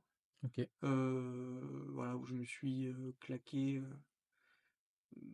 3 fois, si je dis pas de bêtises. Et ce qui est chiant avec le claquage, c'est quand tu un vrai claquage, ouais, c'est 4 semaines sans courir. Donc là, c'est une période, en gros, c'est une fin de saison, hein. Si tu te claques, en juin, bon, bah, c'est terminé, hein. Donc ça a été mon ouais, ça a été mon point faible, ça l'est encore un peu aujourd'hui, parce que le renfo, c'est aussi un point faible que j'ai perso, c'est dans cette, routine de renfo. Courir, ça me pose pas de difficulté, mais le renfo à mettre en place, c'est plus compliqué. Et voilà, je vais prendre un autre exemple, un camarade, Adrien, qui a été aussi, voilà, assez embêté en étant jeune par les blessures. Bon, lui, il a aussi parfois joué un peu de malchance en se blessant dans la vie perso, sur des trucs, tout bêtes, des accidents de la vie, courante, quoi. Oui, bien sûr. Pas grave, mais qui l'ont embêté aussi, qui ont pu l'embêter, pour la course à pied. Tu vois, par exemple, notamment quand tu te fractures un doigt de pied, bon, bah, forcément courir après c'est embêtant, quoi. Mais donc non, on a eu, nos difficultés par rapport à ça, et avec le recul, je pense que c'était lié pour nous tous, globalement, en fait, à un manque de préparation musculaire. C'est que l'aspect course est très bien géré, mais qu'on n'a jamais trop su, mais en même temps on savait pas, hein, c'était aussi Bien sûr. de l'ignorance. Tu te rends compte après que, bah, oui, en fait, courir c'est bien, mais d'imposer à ton corps un volume, de 70 kilomètres si tu fais pas du tout de renfo, c'est bah, tu vas te faire mal, en fait. Ça devient Enfin, vite en mettant de l'intensité. Le exactement. travail à intensité implique d'avoir un corps préparé, mais ça, je l'ai appris avec le kiné quand c'était, trop tard, quoi. Mais mieux vaut enfin non, pas trop tard, mais à un moment, oui, ça fait des tu te blesses pour la première fois, parce que quand tu es jeune aussi, il faut le dire, tu te blesses moins, et tu arrives sur des âges à l'adolescence où, bah, ton corps se ressemble de plus en plus à celui d'un adulte, et là, les blessures arrivent, et en fait, ouais, tu comprends avec le kiné que, ouais, si tu te blesses, c'est que, beh, là, la l'ischio, si je me blesse, globalement, je le dis beaucoup, je crois, mais c'est certainement parce que c'est 99 parce qu'il est pas assez fort, quoi. J'ai une faiblesse musculaire qui implique qu'à haute intensité, Bien beh, sûr, ça finit par lâcher, et c'est le même principe pour tout le corps. Donc la bien leçon de sûr. tout ça, c'est que, arriver à un certain degré de pratique, Le renfort coupler devient coupler obligatoire. l'entraînement à de la musculation et du renforcement, ça devient l'entraînement course à pied, le coupler à du renfort, ça devient, obligatoire. Sinon, on court à la blessure. Très bien. Bah, écoute, merci beaucoup pour, Ouais, ton un retour, point on se rejoint encore, mais vis-à-vis, ouais. vis-à-vis de ça, mais c'est vrai qu'on ouais, je suis tout à fait d'accord avec ce que tu dis et puis il faut pas oublier comme tu l'as souligné, que l'intensité, bah, n'est pas anodine pour le corps et Mmh. surtout à très haute vitesse comme vous et bon, on le sait tous, hein, l'ischio-jambier reste quand même le muscle, du sprinter. Donc sur des intervalles très courts avec beaucoup d'explosivité, c'est souvent le premier à lâcher, hein. C'est pas rare, c'est un peu le classique de faire beaucoup de vitesse. Donc c'est pour ça qu'il faut Ouais. préparer son corps et puis, bah, le tibia, ça m'étonne pas trop non plus Moi, quand c'était quand tu j'étais vraiment jeune, mais voilà, c'est vrai que voilà, fracture de fatigue chez les débutants, c'est des blessures que c'est tu ça, retrouves assez c'est assez souvent. courant. Quand tu fais Chez des beaucoup de vrais pistes en plus, débutants, c'est ouais. assez courant. OK. Donc, bah, très intéressant d'avoir un petit peu ton retour sur tes blessures, on peut voir que tu as encore une fois, je trouve que tu as fait quand même les choses bien parce que c'est assez rare, de voir des coureurs qui n'ont jamais basculé un peu dans l'excès Mmh. malsain. Je pense que c'est encore une fois dû à ton groupe, à la bienveillance du groupe, à l'attention du coach et Mmh. à tout Ouais, ça. c'est sûr que oui, c'est il y a Heu, surtout l'attention du coach, ouais, qui voilà, parce que c'est le coach, en fait, qui a la baguette, surtout, et puis quand tu es jeune, je pense que dans un premier temps, s'il nous avait demandé de faire plus, ben, on aurait fait plus. Mais il a toujours eu ce recul je trouve ça sur les vraiment, choses, et vraiment ça, bien, ouais. c'est ouais, c'est vrai que bah, c'est pour ça qu'on est ouais, que je suis encore là aujourd'hui, ouais, c'est clair. C'est un point qui me tient vraiment très à cœur, justement, dans mon approche du coaching aussi. C'est vraiment de rester dans le contrôle, rester dans cette notion de plaisir et de pas prendre des risques pour sa santé. Et puis surtout, pas prendre des risques d'écourter sa saison bêtement sur une séance mal exécutée, ce serait un peu dommage. Mmh. Et puis, bah, de toute façon, bah, comme on l'a vu, malgré que tu aies quand même fait globalement les choses bien, bah, tu as quand même été confronté à la blessure parce qu'il faut pas l'oublier, hein. Quand on est compétiteur, on pousse son corps dans ses retranchements, inévitablement, quelle que soit notre stratégie d'entraînement. Donc, si notre stratégie est bonne, on limite la casse, mais on n'est jamais, on va dire, à l'abri d'une blessure. Donc là, on va faire un petit passage justement sur cet aspect prévention blessure, savoir un petit peu qu'est-ce que tu mets en place à l'heure actuelle pour éviter ce genre de désagréments et puis Mmh. qu'est-ce que tu penses pouvoir améliorer. Donc là, je parle hein, évidemment de l'aspect musculation, renforcement musculaire. Donc voilà, je t'écoute un petit peu sur ta routine à l'heure actuelle et puis l'évolution aussi, à quel moment tu as commencé à en faire et pourquoi tu as commencé à mettre ça en place. Alors je trouve déjà que le stade pas forcément le plus important, mais qui reste essentiel, c'est de rester un minimum à l'écoute de son corps. C'est vrai qu'on est tu connais ça, quand tu envie d'aller courir, parfois tu as un peu mal, tu dis: «Non, ça va passer». Il faut pas faire la séance de trop et c'est vrai que ça c'est pas, forcément facile, mais il faut s'écouter et ça d'un point de vue perso, je trouve que j'arrive assez bien à le faire, c'est à faire le tri entre la douleur qui va Qui est passer qui est parce que normal de l'entraînement exactement, parce que et ça reste quand même un sport qui fait mal, on tape beaucoup, au niveau des articulations, on prend quand même, pas mal, hein, je ne sais pas combien de fois notre corps à chaque foulée, j'ai pas le chiffre en tête, mais donc voilà, c'est quand même pas anodin. Donc c'est un sport qui fait quand même globalement un petit peu mal. Donc si tu t'arrêtes à la moindre douleur, t'as pas fini. Mais c'est sûr. il faut réussir, oui, à séparer ça, de vraiment de la douleur qui est anormale ou, c'est tout bête, mais parfois réussir à dire: «Bah tiens», ça m'arrive de temps en temps, «Ah bah là j'ai une petite tension, voilà au mollet, bah tiens je vais me masser un peu ce soir» ou voilà. Il y a cette première déjà prise en charge et Bien sûr, globalement, comme le dit le slogan: «Prise à temps, ce n'est pas bien méchant», souvent et c'est vraiment la vérité. Alors que si tu fermes les yeux, tu dis: «On verra plus tard, moi je continue» et là, ça fait qu'empirer les choses. Donc faut réussir à avoir ce recul-là, ce qui est pas facile. Là, je fais le malin, mais je l'ai pas tout le temps eu. Je me suis planté aussi, c'est à force notamment de me planter, parfois d'avoir fait un peu trop, là de te dire: «Bon non, là c'est pas normal, vraiment là faut couper parce que je sens que ça va pas le faire». Donc déjà ça et après, ouais, comme on l'évoquait, le renfort qui est important. Là, nous, notre difficulté, en fait, c'est que, ben, on savait pas au départ, enfin, clairement, voilà, heu, moi, je pensais que courir, c'était suffisant et que le renfort, bah, bien sûr, je moi connaissais aussi. pas, tout simplement, mais après, c'est aussi lié à l'âge, à plein de choses. Puis même à l'heure actuelle, hein, c'est pas forcément une pratique déjà qui est appréciée des coureurs, Ouais. premièrement, et Ah, ça, je comprends encore beaucoup de coureurs qui sous-estiment les et avantages et les c'est plutôt bienfaits ça. de Sous-estimer les bienfaits et tu vois, moi, ce qui me concerne, mais je crois que c'est comme tout le monde, hein, c'est que, bah, là, typiquement, bah, oui, en fait, ça tu rajoutes une chose, en fait. c'est ça, C'est rajouter du temps. c'est du C'est temps, même eh pas oui, c'est rajouter du temps et en ce qui me concerne, encore une fois, c'est, j'ai pas les connaissances personnellement et là, le coach sur ça n'a pas les connaissances non plus. Donc, c'est-à-dire que, tu vois, alors sur l'entraînement, très bien, j'arrive, j'exécute la séance, ou j'exécute le programme en fait et j'ai souvent été placé en position d'exécutant et c'était très bien. Le coach, heu, «décide» entre guillemets, hop, toi derrière tu exécutes. bien sûr. Puis c'est une charge mentale en moins Et aussi, aussi, et voilà, ce fonctionnement me va très bien et il y a aussi après parce qu'il y a d'autres choses qui se mettent en il y a d'autres choses qui se mettent en rapport, mais c'est aussi, voilà, après de l'autorité de la rigueur ou la loyauté d'un côté aussi que tu lui dois. Lui prend du temps pour te préparer un bien truc, donc sûr, tu exécutes et voilà, très bien. bien sûr, Et sur le renfort, on n'avait pas ça, tu vois? bien sûr, Et c'est même encore aujourd'hui, c'est compliqué comme j'ai pas de coach, en renfo, c'est moi qui dois me dire: «Tiens, j'irais bien me faire en renfo et qu'est-ce que je vais me faire?» Et tu sais, tu décides en fait et selon ta motivation, tu fais plus ou moins à chaque fois. Alors que si j'avais un programme précis, ce serait peut-être un peu plus facile. Mais donc c'est là où c'est la difficulté, c'est que voilà, moi personnellement, j'aime pas être mon propre coach. C'est pas forcément le cas de tout le monde. Moi, je sais que j'aurais même niveau course à pied, j'aurais beaucoup de mal. C'est pas un truc qui me plairait, je pense. Donc d'où la difficulté et j'avais essayé avec un coach, perso pendant un temps, mais sans grande réussite. Quand mmh j'étais voilà, ça remonte un petit peu. Donc là, globalement, ce que je fais en renfo, j'essaie de faire une séance par semaine. Heu, essentiellement squat et ischio. C'est tout ce que je fais, un peu de mollet, enfin voilà. En fait, c'est un peu du bricolage, d'accord, globalement ce que je fais. Mais pour l'instant, ça tient et au niveau des blessures, ça fait longtemps que j'ai pas été embêté au niveau des blessures. La d'accord, bon, saison bah, dernière, une petite enfin non, oui, non, non, ça fait longtemps que j'ai pas une blessure sérieuse. d'accord, Mais aussi, c'est aussi pour ça que j'ai arrêté de faire du 800 malheureusement, c'est qu'en fait, ça me faisait l'ischio, j'ai pas réussi à le renforcer. Enfin, j'ai pas fait suffisamment pour le renforcer, comme il fallait, comme il faudrait aujourd'hui. pour encaisser des Et donc intensités, j'avais un peu de lassitude et puis, sur le 800 et puis sur le 1500 mine de rien, c'est pas la même, allure et ça c'est l'allure qui me fait moins mal. Donc en faisant moins de 800, je suis plus embêté avec les ischios et puis j'ai dû quand même les renforcer un petit peu.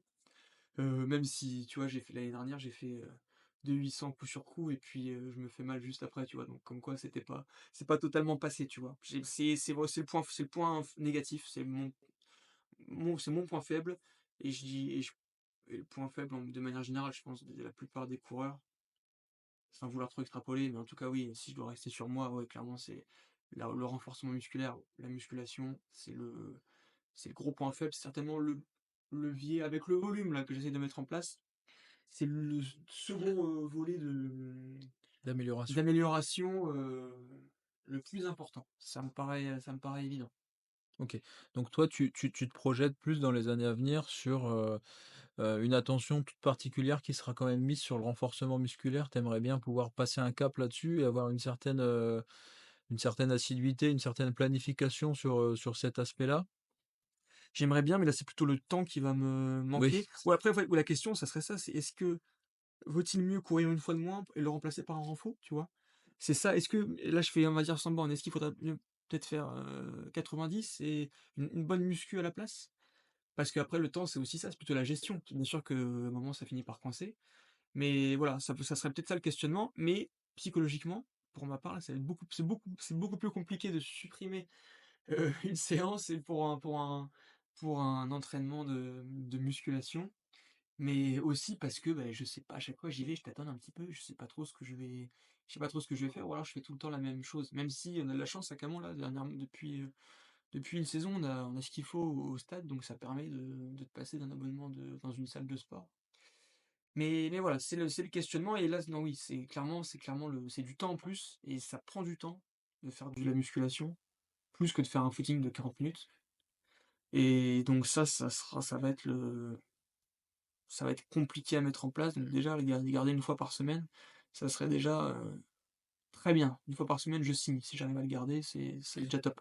C'est déjà une très bonne base et puis j'aurais tendance à dire que si tes performances ne sont pas altérées pour le moment et que tu es pas trop embêté, Mmh. tu peux rester sur ce niveau-là. Après effectivement, je pense que dans tous les cas, si tu veux passer un cap dans ton entraînement, tu seras obligé de passer par la case, musculation et notamment sur la courte distance et l'intensité. Et oui, c'est ça, c'est quoi? C'est peut-être de toute façon, c'est important partout, mais oui, j'en discutais avec un ami qui fait du 800, Maxime Rezinski, pour ne pas le citer, et qui m'avait parlé, enfin, qui s'était intéressé justement, davantage au côté physio Mmh. et en termes de ce que les études disent, en termes de gains, c'était phénoménal en termes de pourcentage et c'est vrai que ça, on a du mal à s'en rendre compte, on a du mal à je pense qu'on a même beaucoup de mal à ouais, on a beaucoup de mal à se le figurer, mais C'est considérable parce que ce que peut apporter le renforcement, bah, en fait, plus la distance est courte, plus le renforcement musculaire est important. mmh, En fait, un sprinter, il fait presque autant de muscu, voire même des fois un tout petit peu plus que de mmh, spécifiques courses. Et on se rend compte que même sur le travail des bras, il y a quand même tout un travail qui est fait de force. Et je pense que sur le 800 mètres, bah, c'est un aspect qui est important. D'ailleurs, c'est intéressant de voir la différence de morphotype entre les coureurs de 800 et les mmh. coureurs de 1500. On voit tout de suite qu'il y a plus de cuisses, qu'il y a plus de bras, qu'il y a plus Ah, c'est d'épaules clair, c'est clair. sur le 800. Donc c'est pas voilà, à un moment donné, la force, musculaire entre en ligne de compte si on veut faire de la vitesse. Mmh. Après, plus la distance s'allonge, moins c'est vrai, mais je pense que c'est quand même toujours intéressant de conserver du renforcement musculaire, quelle que soit votre pratique et votre distance. Mais encore une fois, faut bien savoir si c'est pour une notion de plaisir. Si c'est juste pour vous faire plaisir, peut-être pas forcément d'intérêt à aller mettre de la musculation si vous aimez pas ça. Après, si vous êtes là pour être compétitif ou très embêté par les blessures, je pense que c'est un peu obligatoire, C'est ça, c'est vrai, voilà, c'est qu'il y a des coureurs qui vont être plus résistants, il y a peut-être plutôt le côté, exactement, génétique qui génétique rentre en aussi. ligne de compte, mais qu'au bout d'un moment, ouais, sur une pratique qui est assidue mais souvent, c'est vrai que je pense que chez beaucoup, ça naît après une blessure, en fait, parce que c'est là où tu te rends compte que tu as une faiblesse à tel endroit C'est là que ton et corps, il faut renforcer et là, il y a pas de solution. C'est ce que font les kinés très bien, notamment rue du Four, à Amiens, mais mais oui, après, il y a pas, quoi, hein, c'est un renforcement général qu'il faut faire c'est ça. pour éviter les blessures. C'est voilà, c'est la meilleure façon de prévenir les blessures, je pense que je suis pas spécialiste, donc ça disqualifie ce que je vais dire, mais 90 des blessures sont liées à un défaut de renforcement musculaire, quoi. Enfin, peut-être pas 90, mais ouais, une immense majorité, Oui, alors en fait, c'est voilà, parce que déjà tout ce qui est une blessure musculaire par principe, ça va être, un claquage, mais c'est le muscle c'est ça. Après, ce qui qu'il faut voir était aussi, c'est la capacité d'encaissement. Bon, ça, c'est un vaste débat, mais ouais. pour faire un petit aparté Mmh. sur la connaissance que j'ai, en tout cas, de Ah l'arrivée oui. de la blessure, en fait, la blessure, elle arrive, tout simplement lorsqu'on dépasse la quantité de stress mécanique que le corps peut encaisser et effectivement, la musculation va permettre d'augmenter cette Oui. limite Mmh. de tolérance au stress. Mais l'arrivée de la blessure résulte toujours d'une erreur dans l'entraînement, donc soit d'un manque de progressivité, Oui, ça soit d'un on en changement revient. brutal. donc changement de surface. D'un seul coup, on se met à faire du dénivelé, on se met à faire beaucoup de descentes, on se Mmh. met à faire trop d'intensité, on se met à moins dormir, on se met à moins bien manger. Donc c'est quand même assez, l'arrivée de la blessure peut se faire, de manière, très différente. Mais effectivement, la blessure, je trouve qu'elle a un côté, contrairement à ce qu'on peut penser, très, très instructif Mmh. parce qu'elle nous montre les faiblesses et les limites de notre corps. Et bon, je vous conseille pas d'arriver à la blessure, hein, bien évidemment, mais la blessure, montre un petit peu, bah, met le doigt là où ça fait mal et permet, un traitement ensuite pour augmenter toujours cette tolérance au stress mécanique. Donc effectivement, lorsqu'on veut être compétitif, notre but, c'est d'augmenter sans cesse notre volume, donc d'augmenter tout le temps notre charge mécanique. Donc soit on va augmenter le volume, soit on va augmenter l'intensité. Mais dans tous les cas, on sait très bien qu'on restera pas, c'est évident, on va pas rester à notre même niveau de pratique qu'il y a 10 ans aujourd'hui. Donc il y a toujours une grosse évolution qui se fait. Et je pense que la musculation permet, pour conclure, d'augmenter la capacité de tolérance des tissus, donc que ce soit au niveau tendineux, musculaire ou articulaire. Et puis tu leur dis surtout l'idée de progressivité qui est centrale. Et je crois que Voilà, s'il fallait retenir une chose, ça serait bien ça, c'est que exactement. il faut y aller par étapes et que de Voilà, commencer à courir 4 fois d'un coup, pour quelqu'un qui court jamais, ben ça c'est déjà exactement. une façon malheureuse de courir à la blessure très certainement quoi, Tout d'y à aller fait. trop vite. Tout à fait. Parce qu'il faut savoir qu'il est possible, en fait, de ne pas se blesser même si on fait pas de musculation. C'est ça que j'ai voulu dire. Oui voilà aussi c'est vrai qu'il faudrait pas tomber dans l'inverse, on peut se blesser sans faire de muscu évidemment, ouais, ouais, Exactement, aussi. exactement. C'est un petit et puis après c'est aussi un bonus et puis après là, on est plutôt sur la pratique, la compétitive donc Exactement. voilà le C'est coureur un entre bonus, c'est guillemets, un levier c'est un d'amélioration, bonus, voilà. C'est aussi, un bonus parce que, sans parler de blessure, on l'a dit, c'est aussi un moyen d'augmenter ses d'augmenter performances. ses performances, c'est ça et Évidemment. bien sûr que oui, on peut courir, Voilà, sans faire de renfort, hein, faut pas vous sinon, inquiéter là-dessus, il est possible de progresser, ah non, bien évidemment, bien évidemment sans renfort à condition effectivement, bah, de respecter et comme on voilà, l'a ça serait le répété. petit bonus, C'est ça. et puis pour le summer body, c'est pas mal non plus, voilà. Voilà, Après exactement, exactement.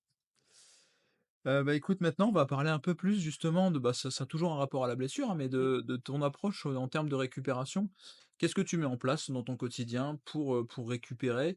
Bon, parce que vous êtes pas sans le savoir, hein, la récupération fait partie intégrante de l'entraînement et j'aurais même tendance à dire qu'on progresse lorsqu'on récupère.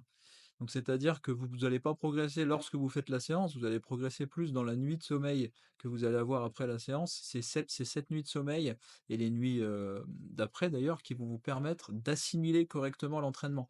Donc si vous êtes en manque de sommeil chronique, ça c'est très important de le souligner, vous pouvez avoir le meilleur entraînement au monde. Si vous êtes en manque de sommeil chronique, sur le long terme, vous allez obligatoirement, soit vous blesser ou soit si vous êtes très costaud, basculer dans le surentraînement, et avoir des contre-performances. C'est pour ça que pour maintenir un niveau d'intensité, bah, comme tu arrives à le faire, au quotidien, tu es obligé d'avoir une certaine attention sur ta récupération. Donc, tu vas nous expliquer justement un petit peu ce que tu mets en place, là-dessus? yes. Et bien justement, je fais rien de particulier. Alors c'est-à-dire que, voilà, j'ai pas de massage de récupération, j'ai pas de bottes de pressothérapie. Voilà, ça, mais sinon, effectivement, au quotidien, c'est déjà d'avoir une vie relativement saine. Bon, je vis pas comme un moine, quand même, Mmh. mais voilà, je sors pas tous les soirs, je vais pas voilà, je bois assez peu d'alcool, mais surtout parce que je suis pas un immense fan.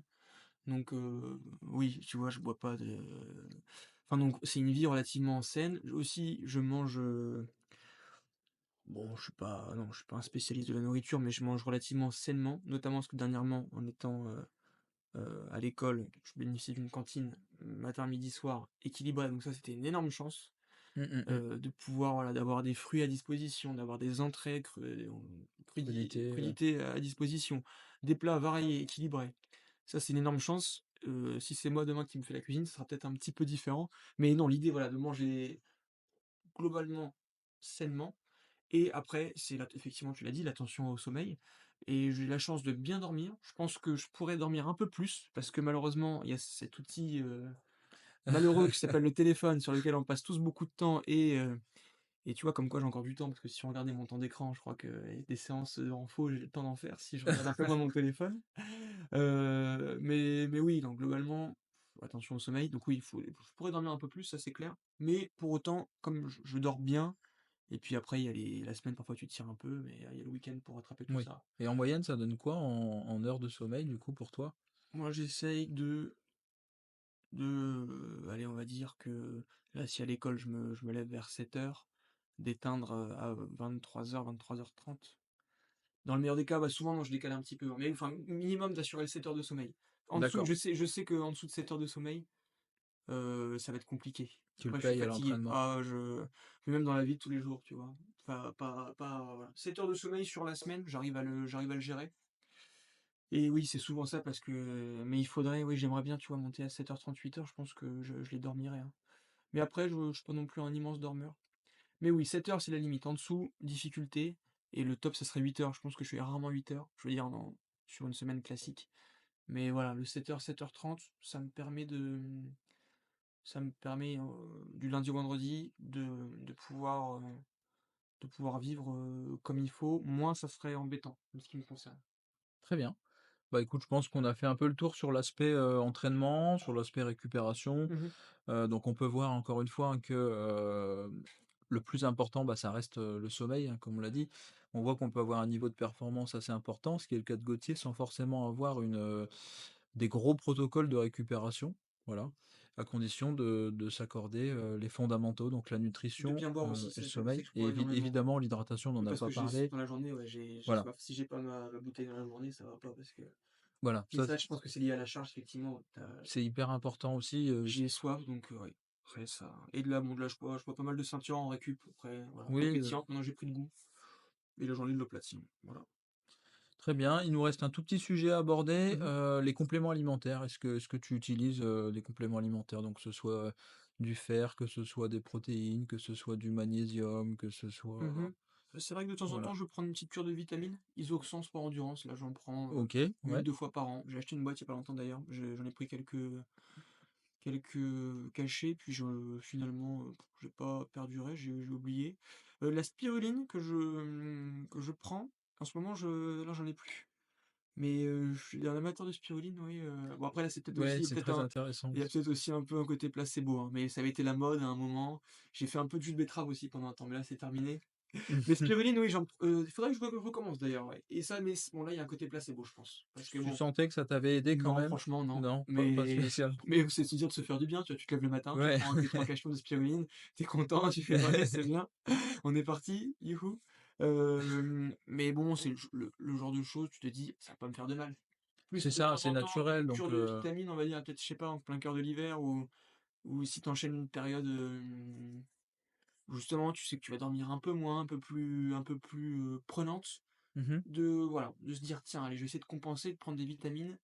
Ça peut pas faire de mal, justement pour éviter, bah, des inconvénients comme une carence en fer, ce genre de mh. de choses qui m'est jamais arrivé encore, je touche du bois, mais voilà, tu prends une carence en fer, tu sais que tu es out pendant quelques semaines, Là, c'est quoi. très compliqué, ouais, ouais, effectivement. Mais donc voilà, même si, bon, encore une fois, une alimentation équilibrée, elle doit permettre de gérer tout ça. C'est ça, c'est mon avis aussi, voilà, je pense qu'il y a un côté, marketing, hein, là-dedans qui est Mmh. inévitable.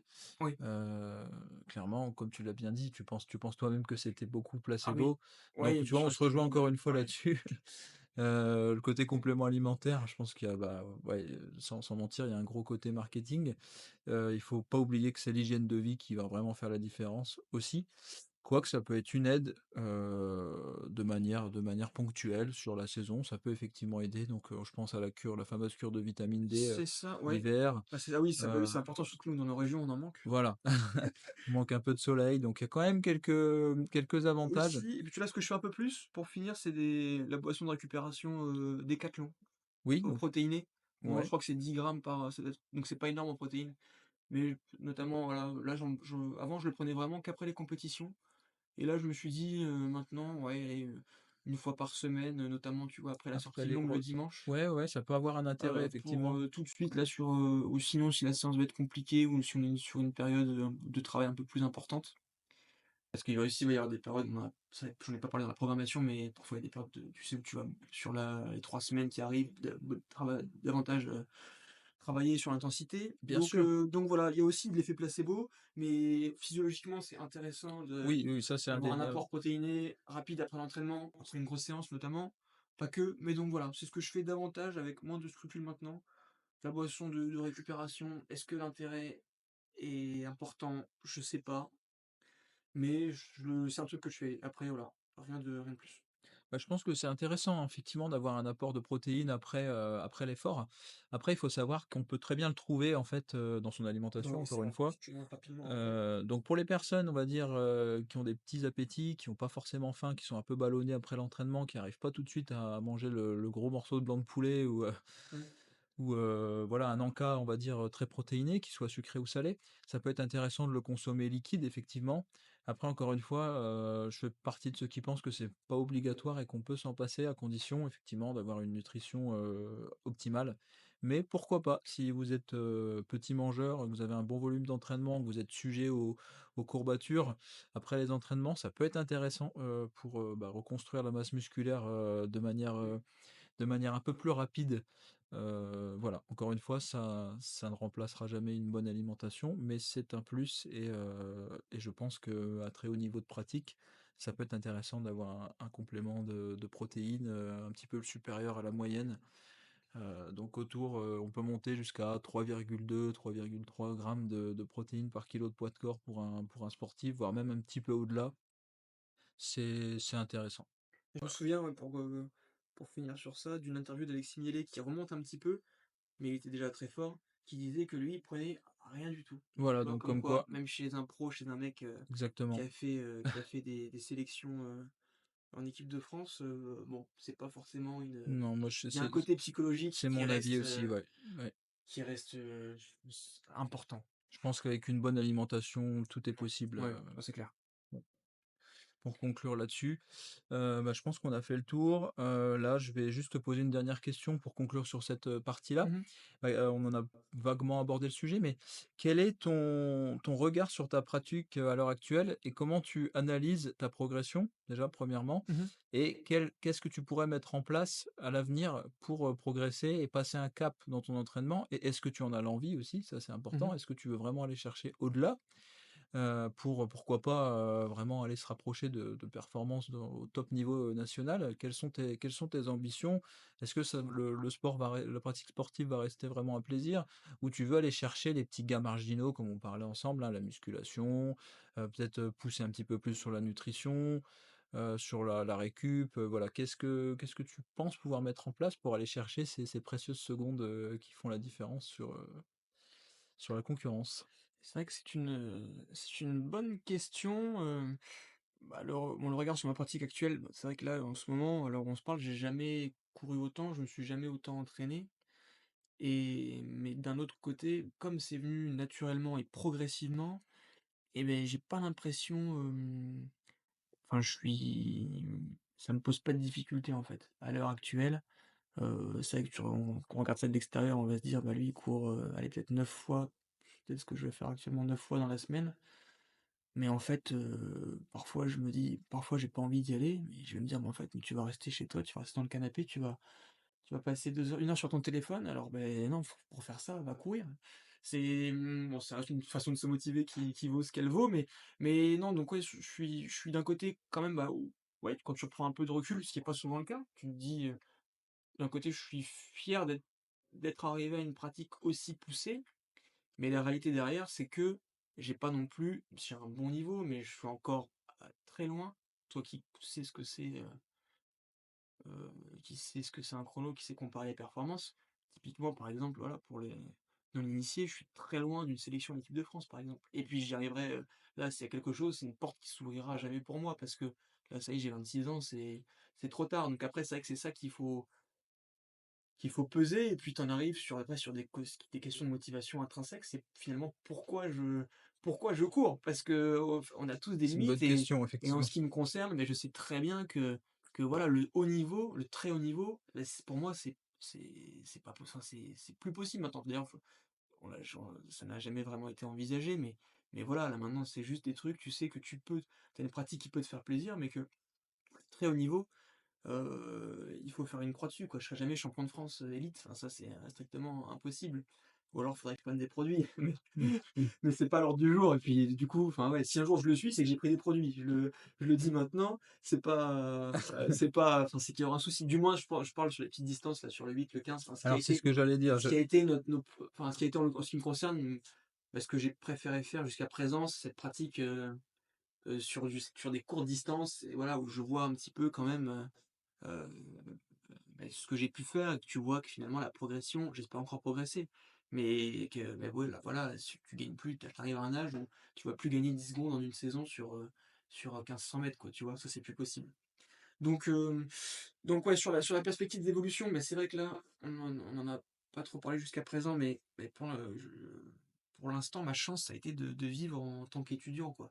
Ça a été d'abord au collège, au lycée, à la fac, où j'ai jamais eu de difficulté à trouver le temps pour m'entraîner et que là, à l'aune de vraiment commencer, travail, en l'occurrence de policier, il y a pas de secret.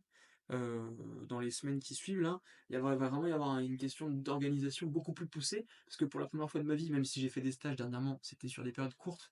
Donc je trouve que c'est plus facile de trouver les solutions à court terme et puis j'étais dans mon environnement habituel à Amiens, donc niveau organisation, il y avait moins d'incertitudes. Ouais, je Là, comprends. en faisant ce qui va être le cas, grosso modo 40 heures par semaine, il va falloir, sur le long cours quoi, parce que c'est fini les là j'étais encore, tu vois, à l'école on fait 8h 17h30 mais t'as du temps pour toi, c'est très normé, tu finis à 17h30, tu sais que et puis avec des journées globalement en amphi, donc qui sont pas non plus fatigantes et en charge mentale qui sont aussi faibles.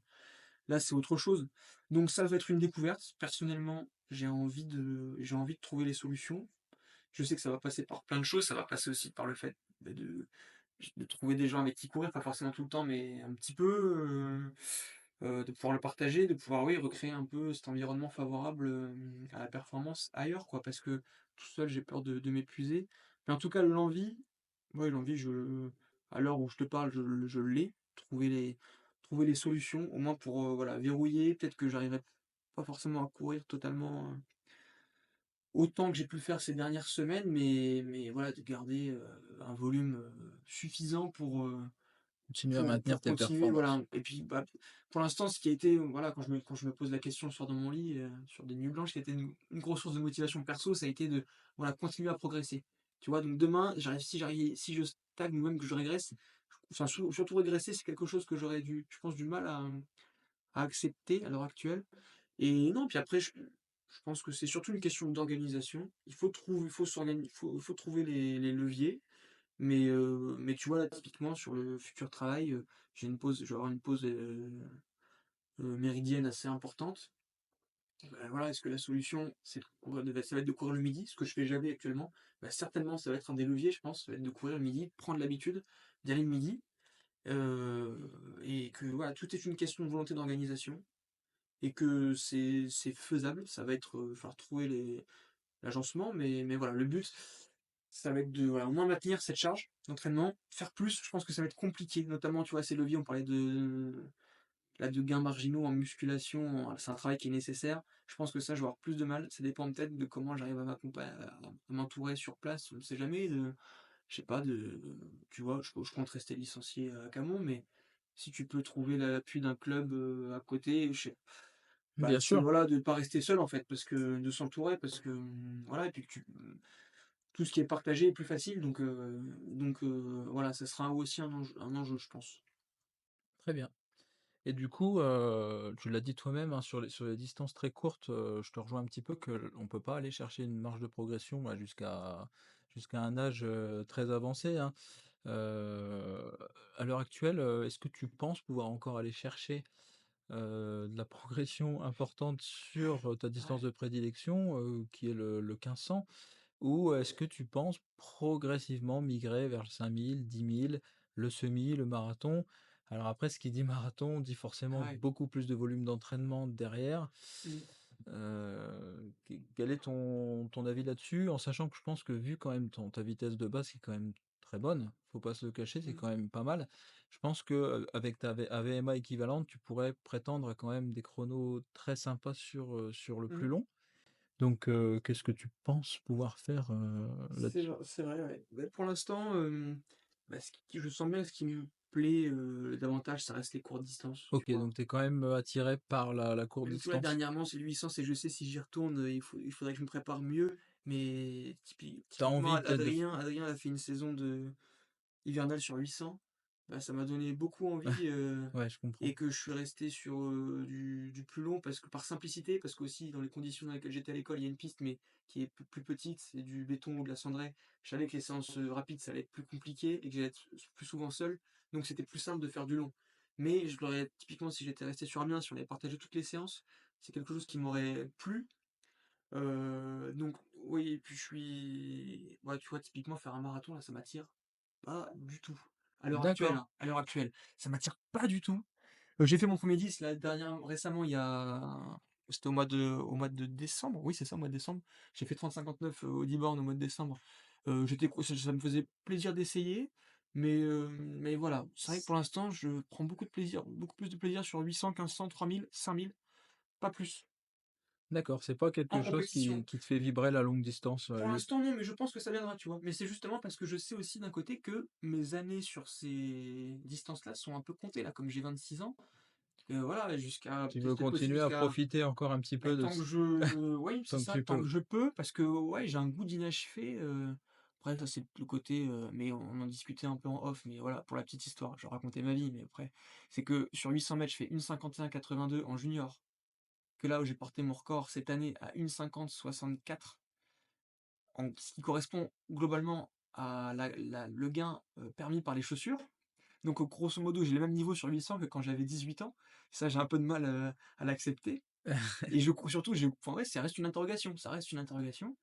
Et que sur 1500, j'ai fait 3,48,01 cette année, en ayant fait 3,48,58 en 2022, donc un gain d'une demi-seconde sur 1500, et qu'à la table hongroise, donc ce qui est, tu sais, le moyen de comparaison des perfs, et ben ça reste, ça équivaut grosso modo, ce 3,48 équivaut grosso modo au 1,51,82 sur 800 en junior, tu vois? Donc en fait, si je suis un peu dur avec moi-même, mais ce qui serait la réalité, c'est que mon niveau sur cette distance, n'a pas évolué depuis que je suis junior, tu vois?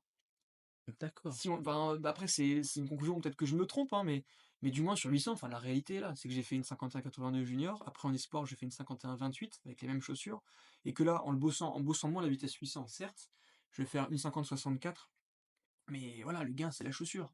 Dire l'inverse, ça serait mentir. Du moins moi je crois, parce que ces chaussures-là qui posent question, elles font quand même gagner du temps. D'ailleurs on le voit, c'est visible sur les bilans, c'est visible sur les bilans. D'ailleurs, je suis allé voir, bah oui, en préparant un peu ton podcast, là, je suis allé voir, et grosso modo, en faisant une 50-64, je suis à la même place que quand j'ai fait une 51-82 en junior, globalement, quoi, au niveau de la centième place française. Faudrait revoir si je dis pas de bêtises, mais voilà, tu vois. Donc, ce qui montre bien que les chaussures, elles induisent un gain pour tout le monde. Certes, c'est pas des les Next, c'est encore différent. Le gain sur piste est moins important, beaucoup moins important. Mais tu vois bien qu'une demi-seconde, pour une qualif aux élites, ça fait beaucoup, quoi, sur 800. Donc, rapporté au niveau, ça a un gros impact. Donc en fait, c'est ça qui me pousse aussi un peu à continuer, c'est que je me dis que c'est pas possible, il y a moyen de mieux faire, quoi. Typiquement sur 1500, j'ai beau avoir battu mon record l'année dernière, je considère, et au regard aussi de ce que j'ai pu faire comme séance, même si ça reste un indicateur, c'est pas forcément, voilà, je me dis qu'il y a pas de raison, je dois pouvoir faire mieux que 3,48, donc j'ai encore envie de, voilà, typiquement. Après oui, j'aime pas trop laisser de chrono, donc je dirais pas de chrono, mais oui, c'est possible, je pense vraiment, je suis convaincu que c'est possible que je fasse mieux que 3,48, et c'est pour ça que, tu vois, j'ai aussi un peu ce goût d'inachevé, et puis là, Je une comprends. 50-64, autant aller chercher une 49, quoi, tu vois, ça me fait chier. Pardon, je suis vulgaire. Parce que peut-être que je les ferai jamais les 49, hein, mais voilà, je me dis, c'est un peu bête. Alors c'est vrai que c'est plus compliqué, notamment parce que oui, notamment sur le 800, bah, comme on le disait, c'est une distance, faut être préparé physiquement, et que là, mais ouais, ça me donne envie de, tu vois, ça me fait envie vraiment, quoi, tu vois? C'est un truc qui me motive. Plus que d'aller chercher un chrono sur 10 bornes, à l'heure actuelle. Et puis 5 bornes, mais c'est plutôt, voilà, c'est plutôt l'hiver, c'est sympa, et puis D'accord. c'est qu'après tu vois les autres, en fait, tu te compares, et puis tu te dis: «Bah, tiens, lui, il a fait ça sur telle distance», et donc, bah, oui, tu aussi ce côté-là, tu as envie d'aller toucher un peu à tout aussi, parce que, sans tout mélanger, il y a aussi à force une lassitude, et que tu vois, typiquement, tu prends les tout meilleurs, Benjamin Robert, Gabriel Tual, qui font que du 800, mais c'est quand même fort, parce que les mecs, Ouais, il Ils se lasse font pas de la c'est ça, distance. c'est quand même un travail, qui est pas facile, surtout sur 800 qui est rude et moi j'aime bien notamment cette variation comme je te disais, mais aussi voilà, de faire autre chose un peu l'hiver et puis mais aussi parce que c'est un travail qui vient en complément, l'été, sur le 1500 mètres, de gagner, de développer d'autres qualités l'hiver qui peuvent servir l'été, quoi. La finalité, ça reste l'été. Donc je sais plus trop où on en était au départ, mais ouais, sur l'objectif du moins, ah oui, dans ce que tu me disais, ouais, de passer, de changer de distance. Voilà, c'est ça, sur l'augmentation, en fait, de Là, la distance, est-ce que c'est une option? je me dis que déjà, voilà, premier défi, c'est réussir à maintenir ma pratique, en termes d'intensité, ou de fréquence au même niveau, Mmh. voire pourquoi pas plus si je peux encore, par la suite. Ouais, deuxième défi, c'est tant que je peux au niveau de l'âge, parce que ça va quand même finir par se poser, malheureusement, ça m'embête, mais on y est tous soumis. C'est qu'à un moment, bah, ouais, il y a un moment, matériellement, je serai plus en âge de battre ces records. Donc tant que je suis en âge de le faire, je me dis: «C'est le moment» et qu'après, une fois que cette porte sera fermée, ça sera le moment où là, j'aurai tout le loisir d'aller chercher des chronos sur 10, sur semi, sur marathon. Mais pour l'instant, ce qui me fait le plus, envie, c'est de rester sur ces distances, ouais, plus courtes, sur vraiment le demi-fond, quoi, tout simplement. Très bien. Bah, écoute, bah, merci beaucoup, puis je pense que c'était un exercice intéressant pour Ah, toi, c'est vraiment de l'introspection là, mais ouais, c'est et aussi de se projeter comme ça et puis, bon, bah, on peut voir que on a compris ta frustration et ouais, il y en a un que peu, mais après d'un côté, ça fait aussi avancer la frustration, c'est ce que peut-être. j'allais dire, c'est ce qui va Mais toi mais qui oui, mais c'est sûr que ça, c'est une question intérieure que à laquelle j'ai pas la réponse, quoi. Sur le 800, c'est vrai que ça me perturbe quand j'y pense. C'est aussi pour ça que c'est bien de passer sur 1500, c'est d'autres chronos, d'autres repères et qu'après, et que oui, non, je pense encore que ouais, qu'il y a pas que ça peut descendre. bah, écoute, c'est tout le mal qu'on te souhaite en tout cas, Je vois. pour la suite. Bah, on va refaire une petite dernière pause et puis on passera Yes. sur la dernière Ah, très bien. partie, qui sera consacrée un peu plus à tes souvenirs de course, Encore de l'introspection alors, à venir. c'est ça. Donc là, on vient de conclure la partie un petit peu, bah, entraînement dans sa globalité et puis là, bah, je trouvais intéressant de repasser un petit peu en mémoire, bah, ton aventure sportive en fait, hein, tes succès comme tes échecs.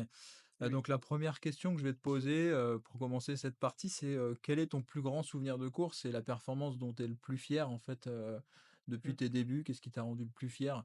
Alors c'est pas forcément un chrono, hein, c'est l'attitude, moi, surtout qui m'intéresse, c'est-à-dire, par exemple, je suis parti tout seul devant, j'ai pas craqué ou Ouais, ah oui, j'ai oui. commencé dans les derniers avec panache, je suis revenu sur la tête de course, voilà.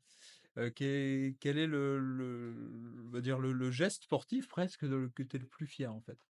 Si, ça va quand même être un chrono parce que il y a un jour en particulier, j'en ai un peu parlé, précédemment, mais c'est ouais, ça doit être en 2016, mais le jour au fait où je fais mon record, ce qui est mon record à l'époque sur 800 mètres, une 51,82. Pour plusieurs raisons en fait, parce que déjà, c'est une course où j'ai après forcément une fois que le chrono est à l'arrivée, c'est facile de le dire, mais des sensations, extraordinaires ou un mental, qui a tenu sur une dernière ligne droite, voilà, compliquée, et surtout, voilà, bah, je bats mon record de façon assez large en passant d'une 55,22 à une 51,82 et en fait, cette différence de chrono me fait changer un peu De dimension, de dimension à ce moment-là, parce que pour te donner un ordre d'idée, ça me fait, c'était à l'époque la 10e place, au bilan français chez les juniors, sur 800 mètres. Et du coup, tu vois, depuis que j'avais commencé, on en parlait, mais beh, j'avais jamais été dans les meilleurs. C'était pas le cas du tout, que ce soit au niveau, régional, sur les crosses, j'avais toujours un temps de retard par rapport aux meilleurs et en fait, là, en faisant ce chrono-là, à cet âge-là et ben voilà, donc à 18 ans, en ayant commencé à 13 ans, voilà, en 5 ans de travail, de régularité quand même, parce que ça reste ça. Beh, j'avais «rattrapé mon retard» entre guillemets et je me plaçais au niveau, pas tout à fait des meilleurs, mais parce que voilà, à cette époque-là, beh, j'ai regardé pareil, sans faire de secret pour regarder un peu pour préparer un peu le podcast, les bilans à l'époque, voilà, les meilleurs sont déjà en junior, ouais, pas loin d'une 48 je pense. Pas, donc enfin, ou une 49 du moins, il y en a qui l'avaient fait, c'est sûr. Donc il y a déjà, tu vois, entre une 51 et le junior qui fait une 49, il y a encore un écart qu'on retrouve aujourd'hui. Mais voilà, c'est le moment où je me suis dit et puis à l'époque, je me souviens, du coup, ça s'est pas réalisé, mais je me disais: «En plus, on s'entraîne pas beaucoup, je m'entraîne pas beaucoup, qu'est-ce que ça va être la suite, quoi?» Bon, la suite, forcément, du coup, on le sait, là, mais c'est ce que je pourrais être tout à fait transparent, c'est quoi? Je me suis mis un peu à c'est un peu le seul moment où je me suis mis à rêver. Après, je suis revenu à la réalité, mais il y avait cette potentialité. En faisant ce chrono-là, à cet âge-là, tu te dis: «En plus, je fais ça, on s'entraîne pas énormément par rapport». Je pense vraiment que par rapport aux autres, on s'entraînait un peu moins, du moins sur le volume, mais la qualité était là, en fait. Après, avec le recul, la qualité était largement là et tu te dis: «Bon, qu'est-ce que ça va être?» mais sans renforcement, sans rien, tu vois? Sans Ouais, muscu, ouais, rien, ouais. zéro. Bref, je vais pas faire 40 ans sur ça, mais je fais déjà trop long.